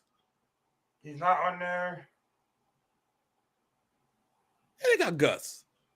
He's on the list. Oh, is he on the? Oh, he's on the pup list. That's why I didn't see him. Okay, yeah, he's on the list. So yeah, but Mike Davis and J.K. Dobbins is going to be ridiculous. Let's start. I'm going to admittedly, I understand if they won't start Gus Edwards because Mike fucking Davis and fucking Dobbins. But my big problem is that we haven't. This nigga's gonna throw for fucking probably 4,500 yards with no reliable receiver. Unless and Mark Andrews is gonna have a 2K receiving season. God damn. The sad part about it is that they're still good enough to get close to winning the division. That's the crazy part. I don't think they will. I still think that I think the Bengals take a big leap up this year, bigger than the one they did last year, and become a dominant force in the AFC, and we'll get to that in a second. But as far as it goes, bro, yeah, man, I'm looking at the schedule. 11-6. That's exactly what I was getting ready to say. 11-6. 11-6. All right, and let's go ahead and talk about the AFC representative of the Super Bowl last year. Is the Cinderella Cincinnati Bengals, but me and Hollywood both said if Joe Burrow is healthy all year, they have a chance of winning the division and going to Super Bowl. We said that last year. And it's crazy that we said that. And that was one of our predictions. I said if Joe Burrow's healthy and he's ready to go, the Bengals had because they didn't have an easy schedule, but they had a schedule that was easy to deal with. You know what I'm saying? Mm-hmm. That's a little bit different. They're a little bit different than having an actual easy schedule. It's two different things. When you play good, the schedule got easier because they only had to play. They had to shock somebody, and when they shocked the Ravens, that's when I was like, "Holy shit!" And I said they had to get one of them. So the two big signings this offseason for them was bolstering the offensive line with the signings of Alex Kappa and Ted Karras, which actually the offensive line itself actually played very well for being young. But now they have two vets who are very good. Yeah. The Bengals have a lot ahead of them. They're going to take a major leap forward because now it's big game season now, right? Now they know that they're no longer the hunters, they are the hunted. You know they have a wide receiver named Puka Williams? Yes, Puka Williams, but they still got their squad from last year. Oh yeah. No, this is a very young and put together team. With Tyler Boyd, Jamar Chase, Trey Higgins, that shit's gonna be nasty again. Dude, the fact that they didn't really lose anybody major, okay? Yeah, they did not lose any. They did not lose any starters this offseason. That tells you a lot. Their last 6 games, 4 of them are at home. Okay. And they have Kansas City, Cleveland at the end of the season. So last 6 games: Kansas City, Cleveland, Bucks, Patriots, Bills, and Ravens. Now I want to say that Ravens games, by the time if you look at the rest of the schedule, the Ravens games might be the game that is going to determine whether if they win division or not. And I think they could beat the Ravens at home to win the division. I don't see why they couldn't. I could see this team with the issues Baltimore has at receiver. I could honestly see this team sweeping their division this year. How 6? I don't know. The thing is that you got to play the whole thing. You have the fucking primetime gods fucking playing on Sunday night because Joe Burrow's undefeated on Sunday night. And so is Lamar Jackson, and they both step up. All right, so one of the hiccups in their schedule, is going to be weeks 15, 16, and 17, where you're at Tampa, at New England, and then home against Buffalo. Yeah, I know.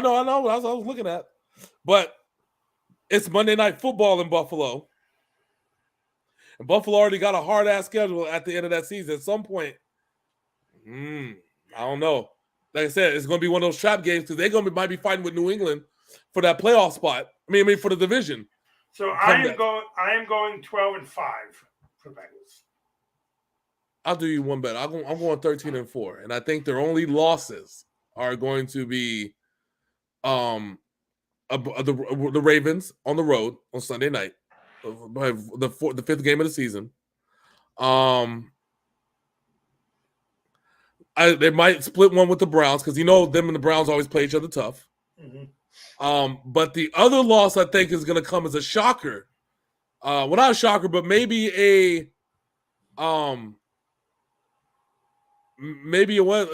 Patriots, the December 24th game against the Patriots. That's going to be another one. I think that's probably going to be the only three. I like the Bengals schedule.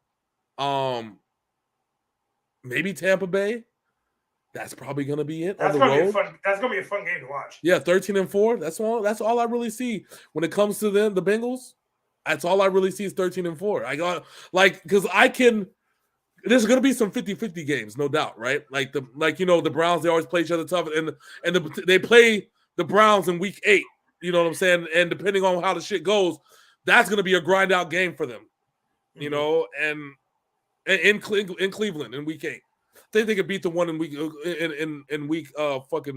14. But yeah, and their bye week is right in the middle of everything, so they're not going to lose any sleep. All right, so that finishes up the AFC North. Let's go ahead and head on over to Denver, where actually the whole NFC West has had some upgrades. Yes. With the exception of the Chiefs. The Broncos have upgraded. They now have a quarterback. They now have a franchise quarterback by the name of Russell. I lost my virginity to Sierra Wilson. Hey, if you lose your virginity to Sierra, are you really losing or are you winning? Okay. Well, the fact that she wouldn't give it up, even though she had 5 kids, I think it's amazing. That's hilarious, though. I just don't want to be somebody to sleep with. Damn, why you gonna test this nigga Russ like that? Okay, I bet. All right, so I think Russ is gonna go for 500 yards passing and 10 touchdowns against the Seahawks. Just to stick it in Pete Carroll's fucking broken nose. I don't know. How do you trade someone knowing that you gotta play them in the first game of the season? I'm like, how do the Browns we have the Browns and the fucking Seahawks how do you do that shit? Yeah, it's gonna be bad. The Broncos were decent last year. Yeah, here's the problem. Okay, so the Broncos, more than likely, they'll probably go first 8 games of the season 5-3. Okay, we're going 5-3 here. All right. The second half of the schedule is rough. So you have. So let's talk about the schedule. Seahawks, Texans, Niners, Raiders, Colts, Chargers, Jets, Jags. I could say 3 losses. Chargers, Raiders. Let me see. Are they? We don't know what the 49ers are going to be.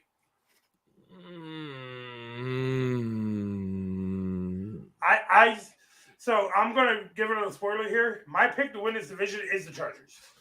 Yeah, so I mean, we got I don't know, Chargers, Raiders, and Niners. That's I can't go against my team on that one because we know Russell Wilson, we know Dane. Russell Wilson knows your defense. Yeah, but we know Russell Wilson. Either or.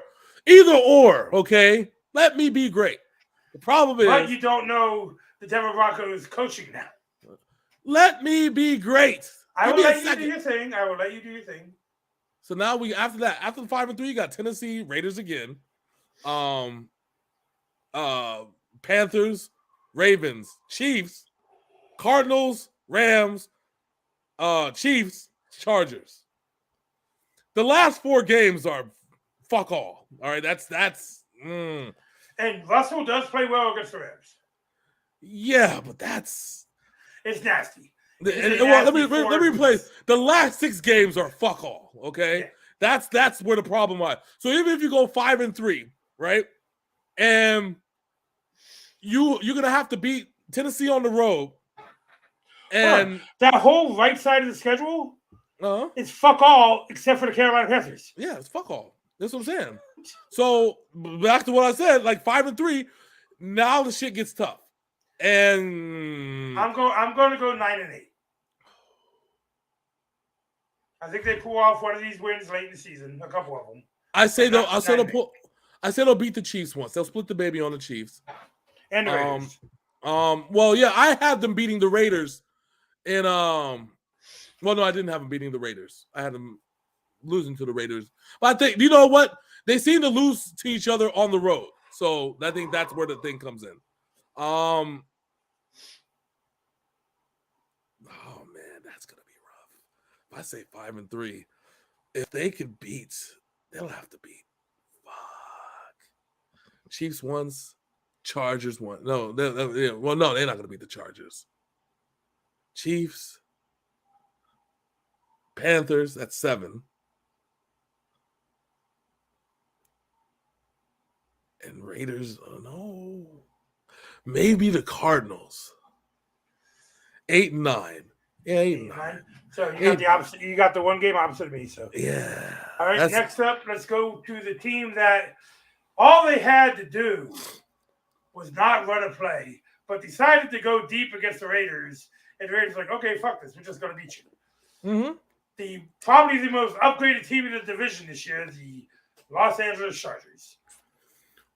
Coach should have been fired after that game, knowing they could have both made the playoffs. Yep. I really don't. You owe it to your player. I understand you owe it to your, yourself, your team to be competitive, but at the same time, I feel like you owe it. You owe the football gods for making something happen that wouldn't have never happened. Especially because you agreed to it and then tried to go a certain way. Yeah, and we knew it was up. I would have fired. The coach would have got fired. All right, so I call this the most upgraded team in the NFL due to the fact they upgraded what they needed. Yeah. Corner, J.C. Jackson. Mm-hmm. Linebacker, Khalil Mack. Yep. This team is going to be nasty on defense, which is what they were soft on defense with the exception of Joey Bosa.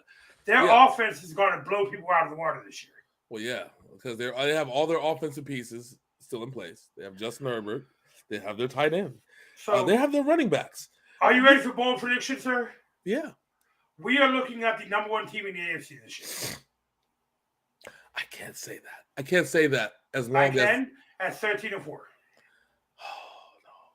that's you can. I say 13-4, but they play the Bengals? No, they don't play the Bengals. They don't play the Bengals. Okay, so it's gonna go by head to head, and I think not head to head. So after head to head, if they go straight to schedule, the Chargers have the hardest schedule because you got the Chiefs twice, you got the Raiders twice, you got the Cardinals, you got the 49ers. You got the Rams. Then I'm gonna have to take one back. So it's gonna be 12-5. 12-5. But it's gonna be more than enough to win the division because there's too much. There's not enough parity in this division right now. So the team we're talking about last in this division are the ones who actually degraded in the offseason. Let's talk about those Las Vegas Raiders, who got one of the best wide receivers in the league and a high school teammate and college teammate of Derek Carr. Devontae Adams is a Raider. A whole new system with Josh McDaniels coming in. A whole lot of former Patriots followed. This whole thing's going to go vertical. Derek Carr's going to have the best year of his career. And Josh Jacobs was told they are not re-signing him until he proves that he should be on the team. Well, he's also going to have to prove to free agency that he should be on any team. Yeah. He's been very up and down. They got weapons. The problem with the Raiders is that they got a problem coming up after week 13.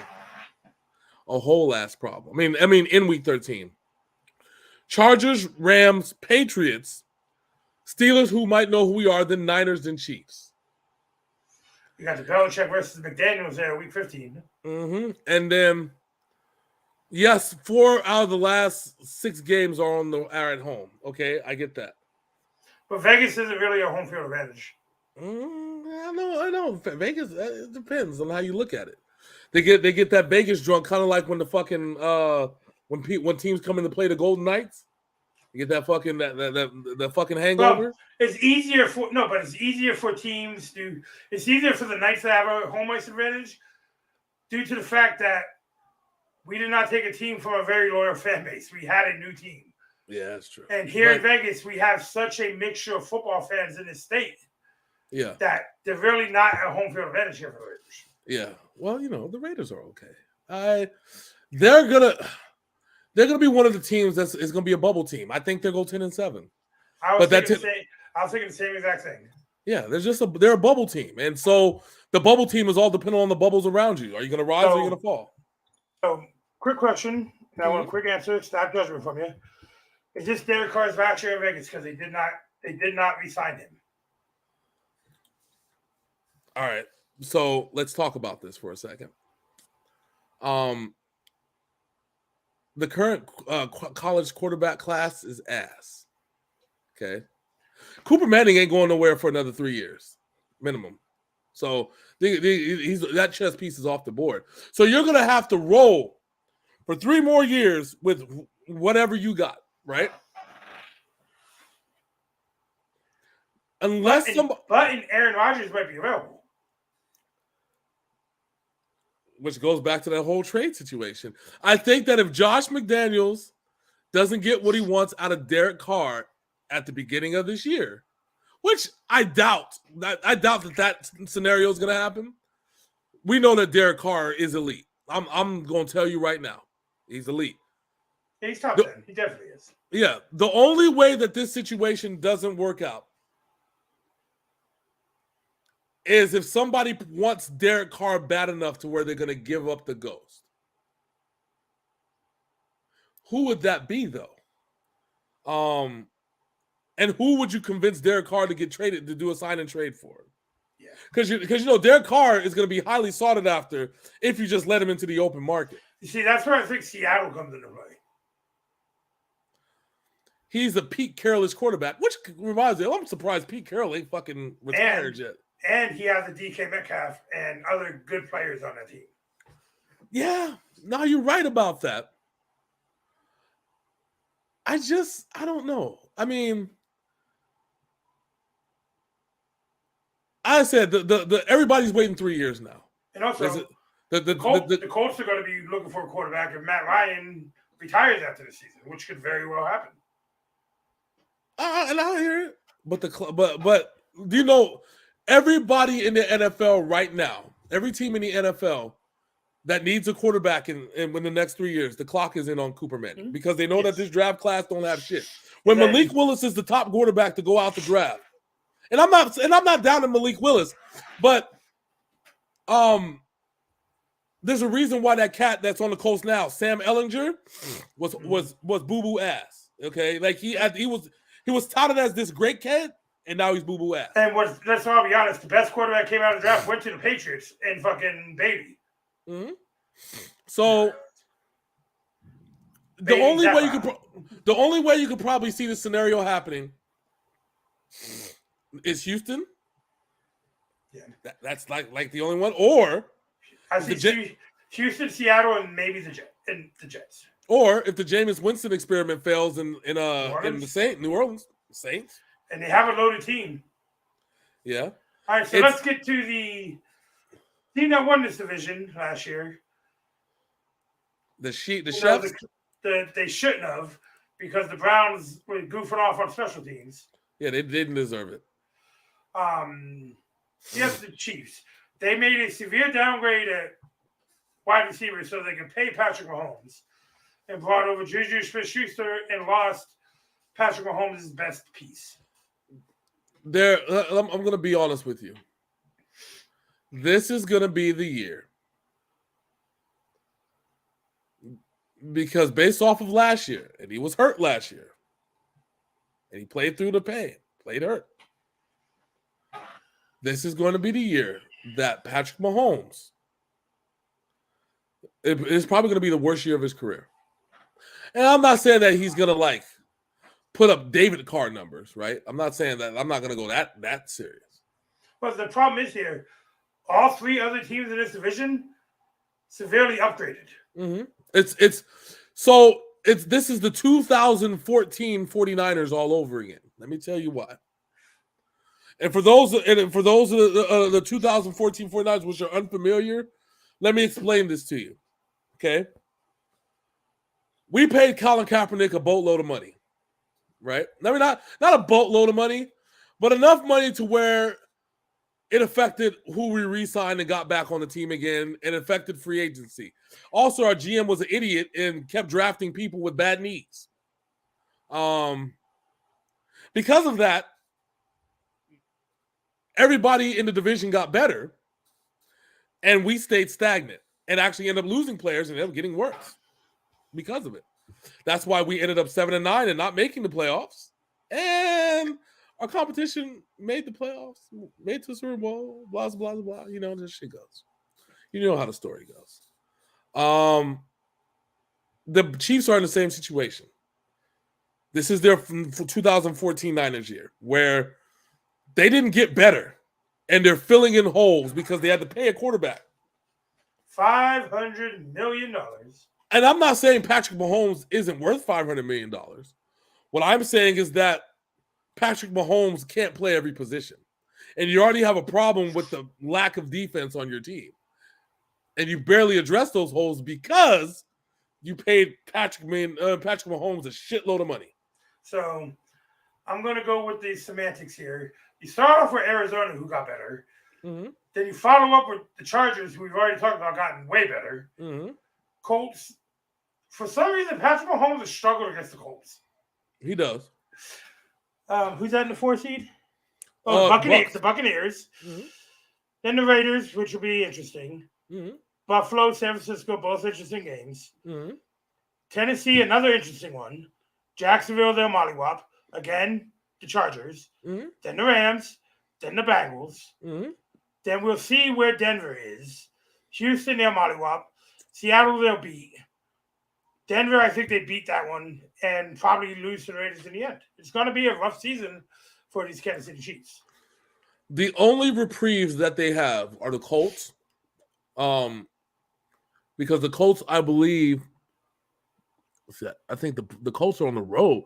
See, they play their three of the first 4 games on the road. Mm-hmm. At Arizona, they play home against San Diego, who could beat them at home because they did it last year. Mm-hmm. The Colts and Tampa.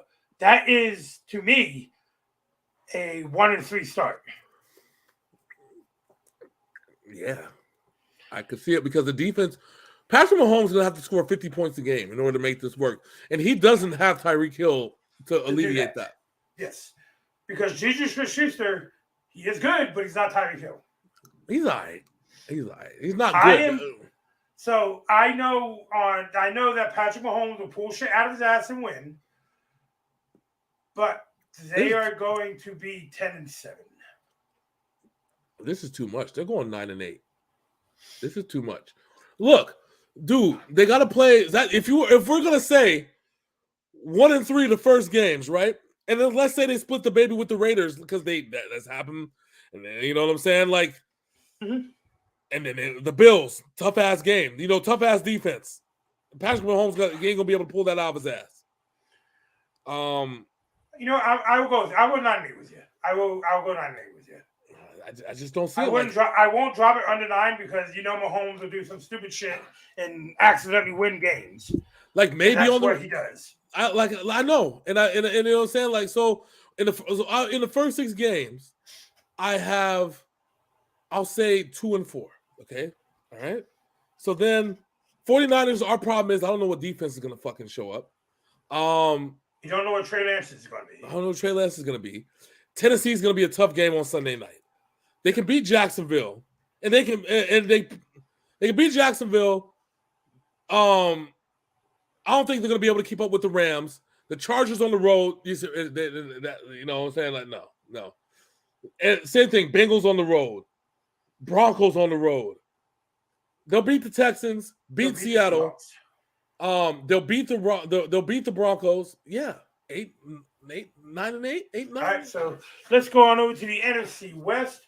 We will save his team for last, just so we can end on his team. Yeah. But let's start off with the Seahawks. They lost their franchise quarterback, and they did not sign a quarterback. So, do you think they would have learned that being without Russell Wilson last year, they wouldn't even have touched 7 and 9, 7 and 10, or 8 and 9, whatever they were last year. Right now, Drew Lock is their number 1 quarterback, and that's a problem. Russell was going to torch him week 1. That's a problem. And then they're at San Francisco. You know there's bad blood there. Mm-hmm.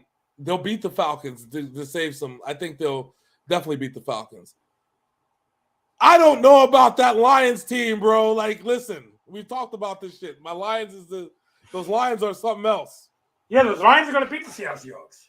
And then they got to play, and because they have to play at Detroit, and then they got to play at New Orleans, and then they're home.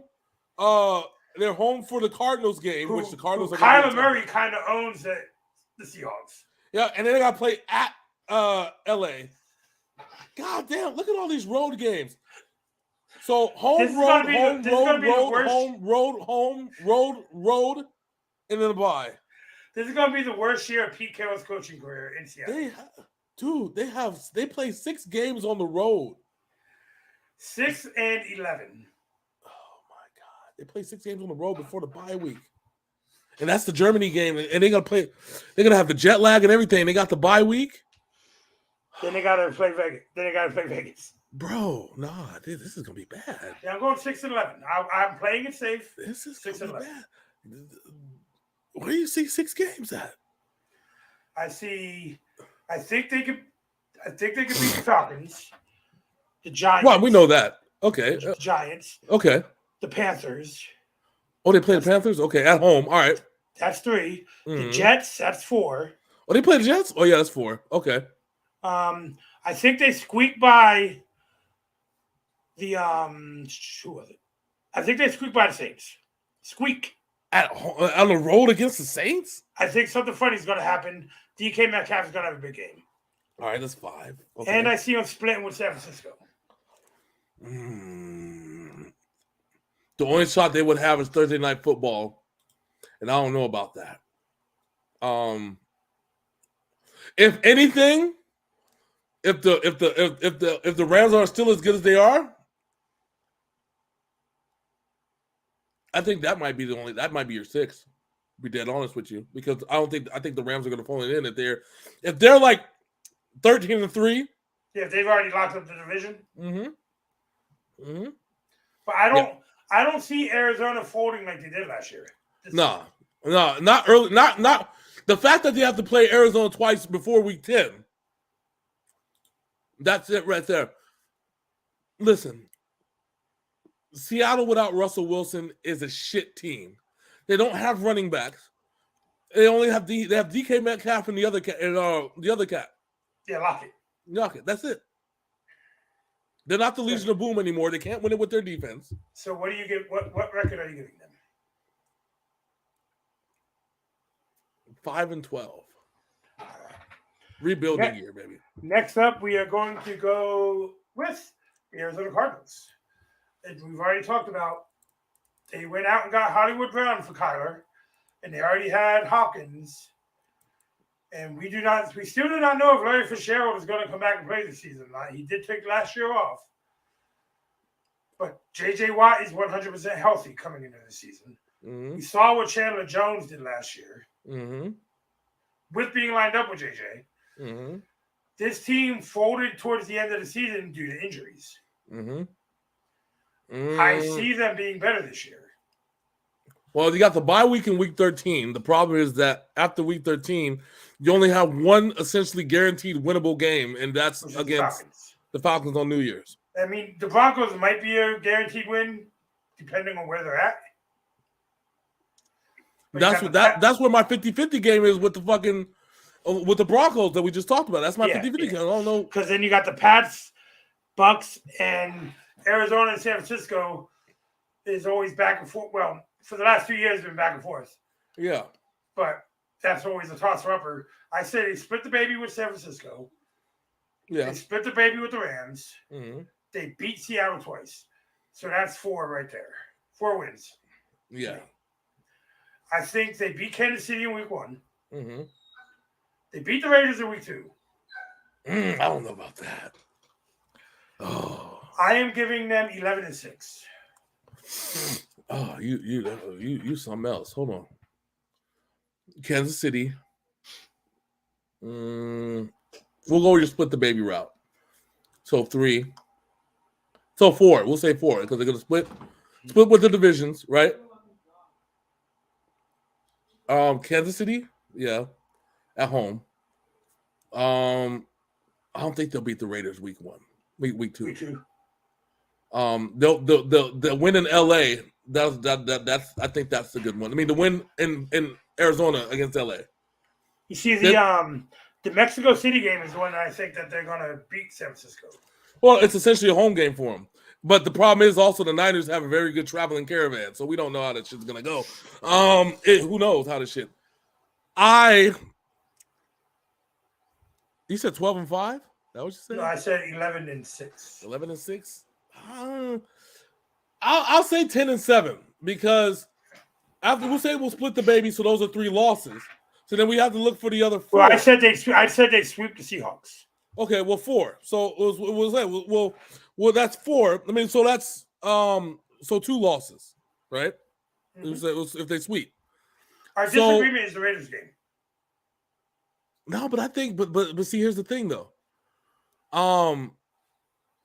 I think they could. They'll beat the Panthers. They'll beat the Eagles. I think they'll beat the Saints. I don't even think that's a question. And then, I mean, the only other loss I'd see, we already said 4-2. So then the losses I see are the Bucks, Broncos, Patriots, Chargers, and the Vikings. Yeah, I went 11-6. You went 10-7. So yeah, that's what I'm saying. Yeah, 10-7. 10-7. All right. Next up, we're going to go with the reigning, defending Super Bowl champions, the LA Rams, and their not having draft picks for the next 100 years. They shouldn't be the champions, but whatever. They won on a technicality, and the technicality is that they scored more points than the other team. So that is a division rival, just being a little bit salty at the moment. That's all they did right. They beat the other team. Okay, that's it. My biggest thing here is we know the Rams are going to do big things. All right. We know they're going to do big things. Yes. So, but are they a game or 2 better than the Cardinals? That's my question. Yes. They are. To me, they are. And I'll kind of explain why. They're very good on offense. We already know that. And defense. But I'm saying they're very good on defense.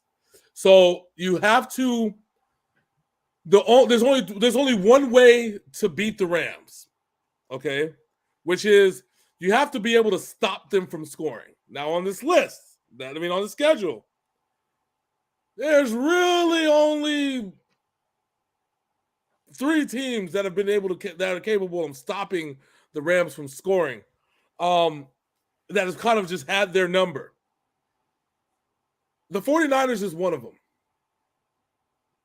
For some reason, I don't know why or how, the 49ers seem to beat the Rams. And I think that revamped defense in LA with the Chargers are going to do the same. The Chargers are on the list. And see, somehow the 49ers like to play spoiler. We beat the Rams twice in the regular season, but we didn't beat it when it counted in the NFC Championship. See, that's what I think right here, right where their bye week is, right? Mm-hmm.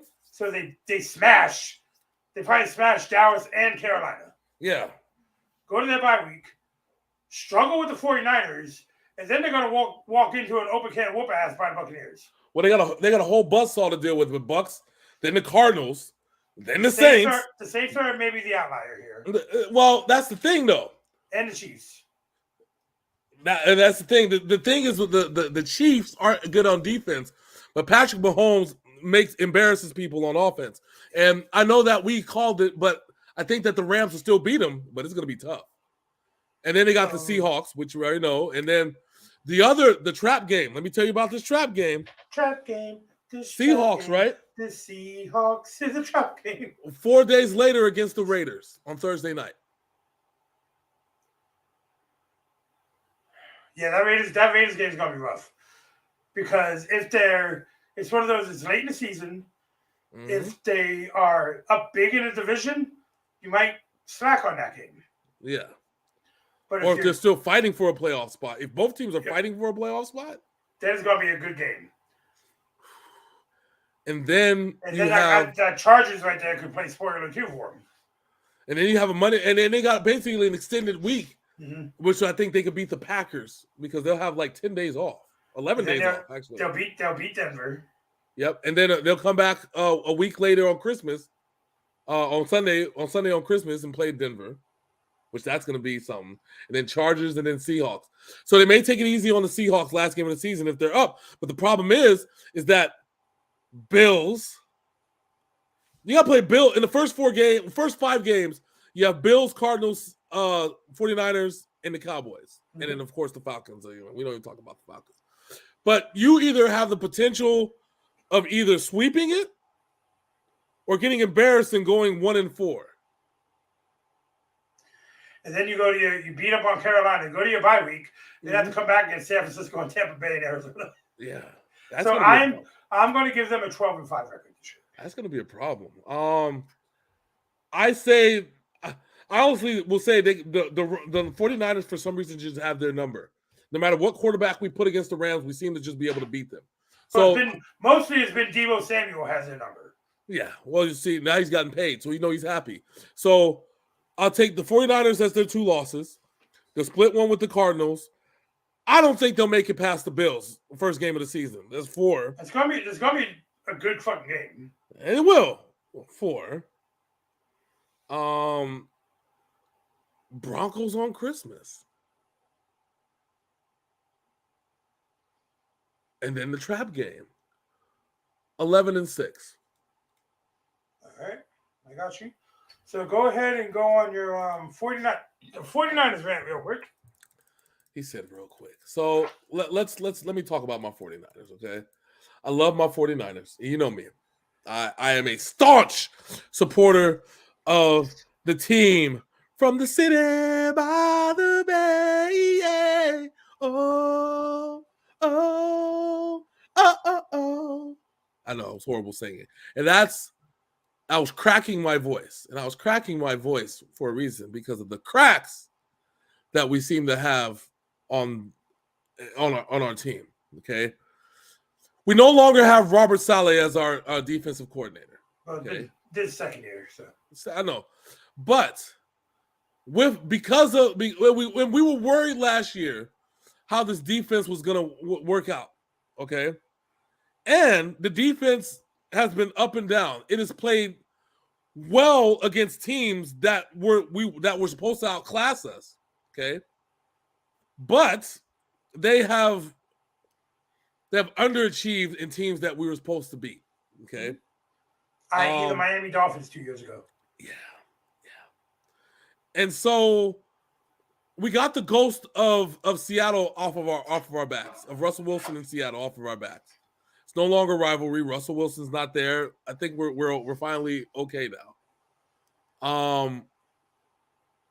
We're mostly healthy from a running back standpoint, and I think that's where my biggest worry is now, because this offense was predicated on running the football, and Raheem Mostert was our ace. Okay. Mm-hmm. We were wishing and praying that that he will come back to the team, and I don't know what happened. I don't know how he ended up getting released or whatever the case may be, or whatever the fuck. But Houston, we have a problem. We have a lot of young guys, and I get it.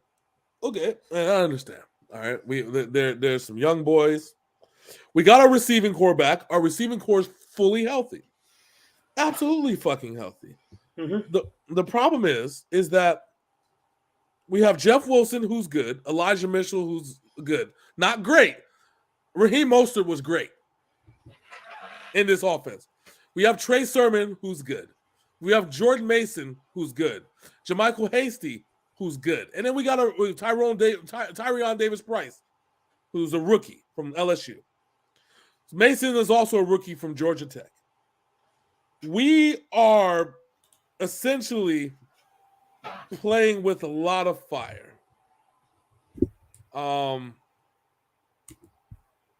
It's looking rough, bro. And an untested quarterback. Well, I haven't even gotten to the quarterback yet. We still have to solve. We've been giving up the ghosts on our corners. Like, we can't. Like, Emmanuel Mosley, he's great, but he got hurt.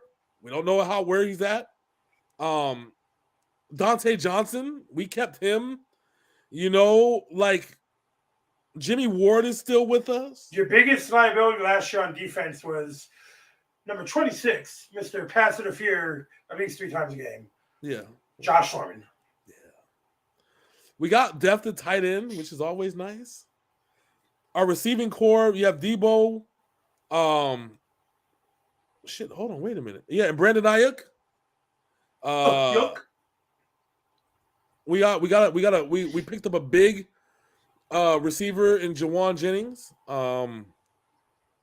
Tay Martin from OSU, Oklahoma State, not any other place. But the way that it's looking, people don't want to talk about it, but I think this is a rebuilding year. I honestly am surprised that we made it as far as we did last year. A lot of people were. And it was a miracle. That was the miracle year. I think had we been healthy for the majority of the year, it'd be a different story. But we weren't healthy in the majority of the year.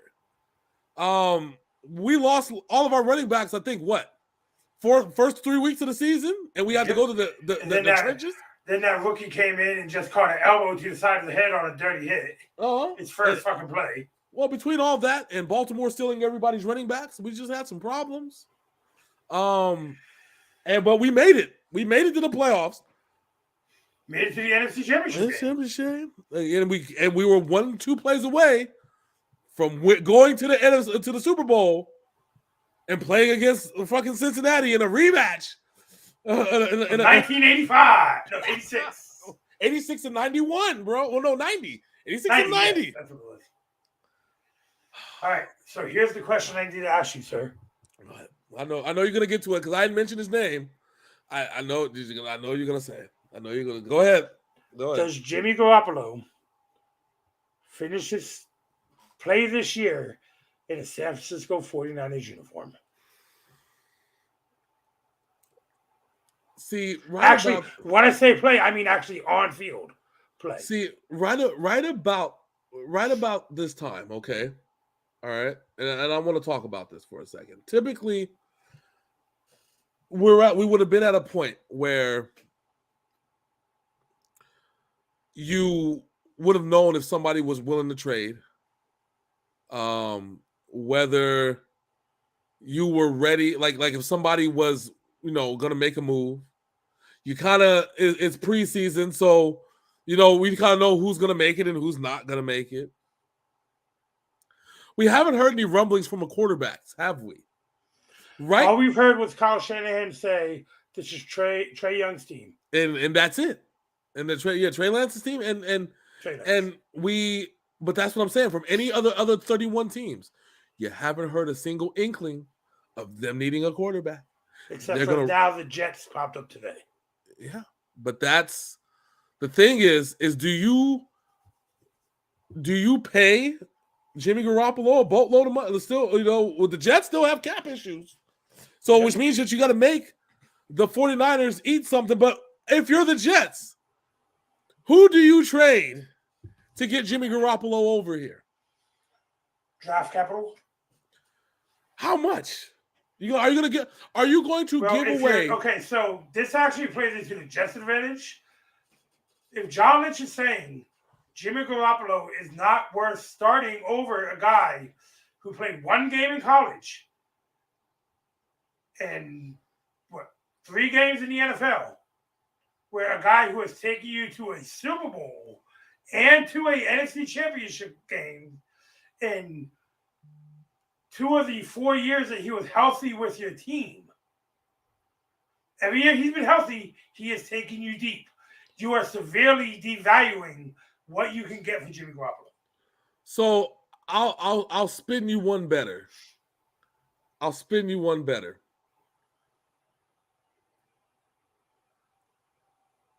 If that were the case, and I want you to hear me out on this one, if that were the case, then we would have traded him for less a long time ago when Seattle came calling. No, not in division. They're not going to trade him in division. Why not? You ain't got nothing to lose anyway.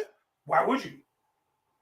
You're not going to make a team that has been a pain in your ass for the last decade, who just traded their best quarterback in probably their franchise history. You are not going to give them another quarterback who could potentially put them over the top. Okay. In your division. If they're willing to if Seattle's willing to give up draft picks, and that's what matters, and they have the cap space. If you could talk Seattle into giving up, Seattle don't have the cap space because of how much they paid DK Metcalf. If you could talk Seattle, and this was before the season started, because they didn't make the playoffs. You could have talked Seattle into giving up some first round and second rounders for them, mm-hmm. And that's when that move should have been made, because then it would have been worth it. Yes, now it's not. I don't think John Lynch knew if Kyle Shanahan was actually sold on Trey Lance. That's where I think everything got screwed up here. It was the worst kept secret in the news. I know that, but John Lynch has shown to be stubborn sometimes. We knew, like the fan base knew, and it wasn't.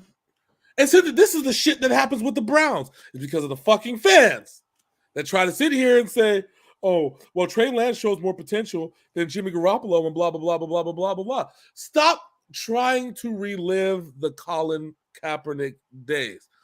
This is the problem. Everybody wants the next Colin Kaepernick. They want the next Lamar Jackson. They want the next fucking Patrick Mahomes, the fucking next Ryan Tannehill or Josh Allen. Guys that can fucking run with their feet and scramble and pass and do shit like that. No. Just stop. Now we're in a position, and this is where it gets real. If something happens and they fuck up and they don't make the playoffs this year, after when fully healthy, even when they're not actually making the playoffs this year. No, hold on. In a year prior, when we were not healthy at all, and we still almost made it to the Super Bowl.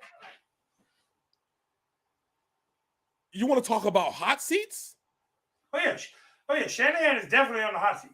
Oh no, it goes much higher than that. And John Lynch. And because they're a pairing. All right, so I'm going to give you what I think the record is going to be, and what your record is going to be is your final word on this video before we say goodbye.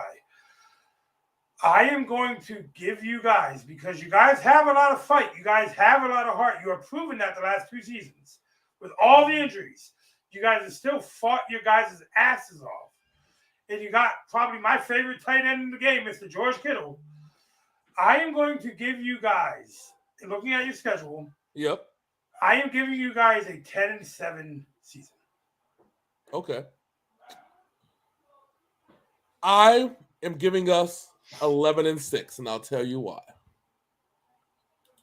The first 6 games of the season are well in our favor. So you think they are going to be tied with the Rams and overtaking the Cardinals for the division?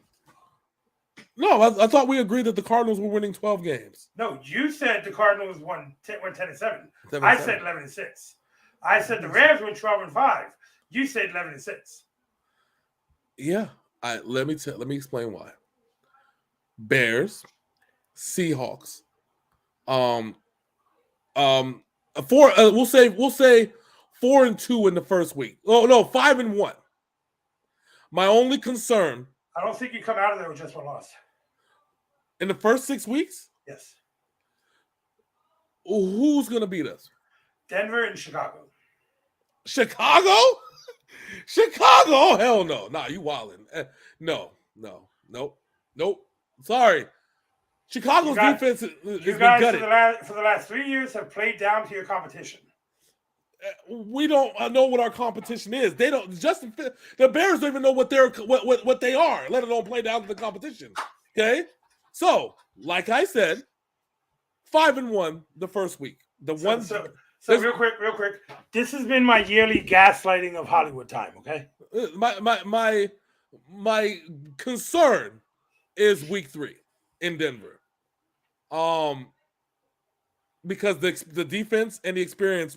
That's 2 things that they have going for them that we don't.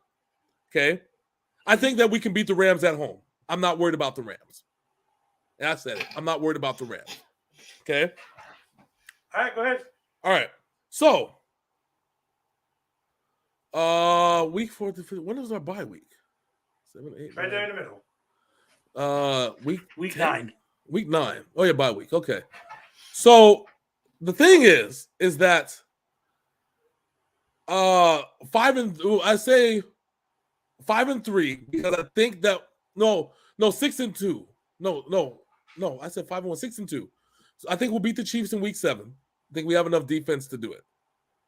Week 8 is I think the Rams are going to get pissed off, and then we're going to go into this bye week. This is where the shit gets fucked up. We have the Chargers off the bye week, then the Cardinals in Mexico City, then the Saints, then the Dolphins, then the Bucks, then the Seahawks, then the Commanders, then the Raiders, then the Cardinals. I will tell you that the Chargers game, we're going to get fucked in the ass royally. Okay? So that puts us at 6-3. Okay? Week 11 against the Cardinals in Mexico City, that's 6-4. I think we could beat the Saints at home, 7-4. Dolphins we can beat at home, 8-4. Bucks is gonna be a tough one. You picked the Bucks to go undefeated. Yeah, I know. 8-4. I would say 8-5. Then we could sweep the rest of it with the Seahawks, Commanders, Raiders, and Cardinals. So now you're at 12-5. Yeah. Actually, yeah. So you think your 49ers are going to win the division with a quarterback who's only played 3 games in the last 2 years? Yeah. I thought she was going to ask me about Trae Young. I'm surprised you didn't ask me how I felt about Trae Young. But to answer for Garoppolo is, will he suit up this year?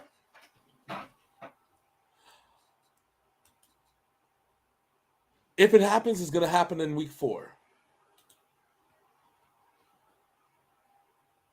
Because that's the only one that I believe that we can beat the Rams. But I don't know if Trey Lance is going to survive that game. because he's gonna have it pretty easy. In week 1 and week 2, he's gonna have to work in week 3 at Broncos, but then coming back down to face the as at home, and I think that's gonna be the only shot, or even at that, or maybe week 8. It's gonna be the only one of those two. The Rams game poses the biggest threat, especially from how punishing that defense is in LA, and that's like my biggest concern. That's it. My final question for you. You got them at 12-5. You got them at 12-5. Here's my final question to you before we say our goodbyes, sir. Yes, sir. Would it be better for the 49ers just to keep Jimmy Garoppolo on the team just in case? I don't think that, because the way that teams are set up right now, unless somebody's unloading the baby, I don't think that somebody's going to come enough to pay Jimmy Garoppolo. I mean, to trade us for Jimmy Garoppolo. So you think he's going to be there on the team this season? Our backups are Nate Sudfeld and some dude I have no idea who the fuck he is. I'm just being dead honest with you. I got you. And so,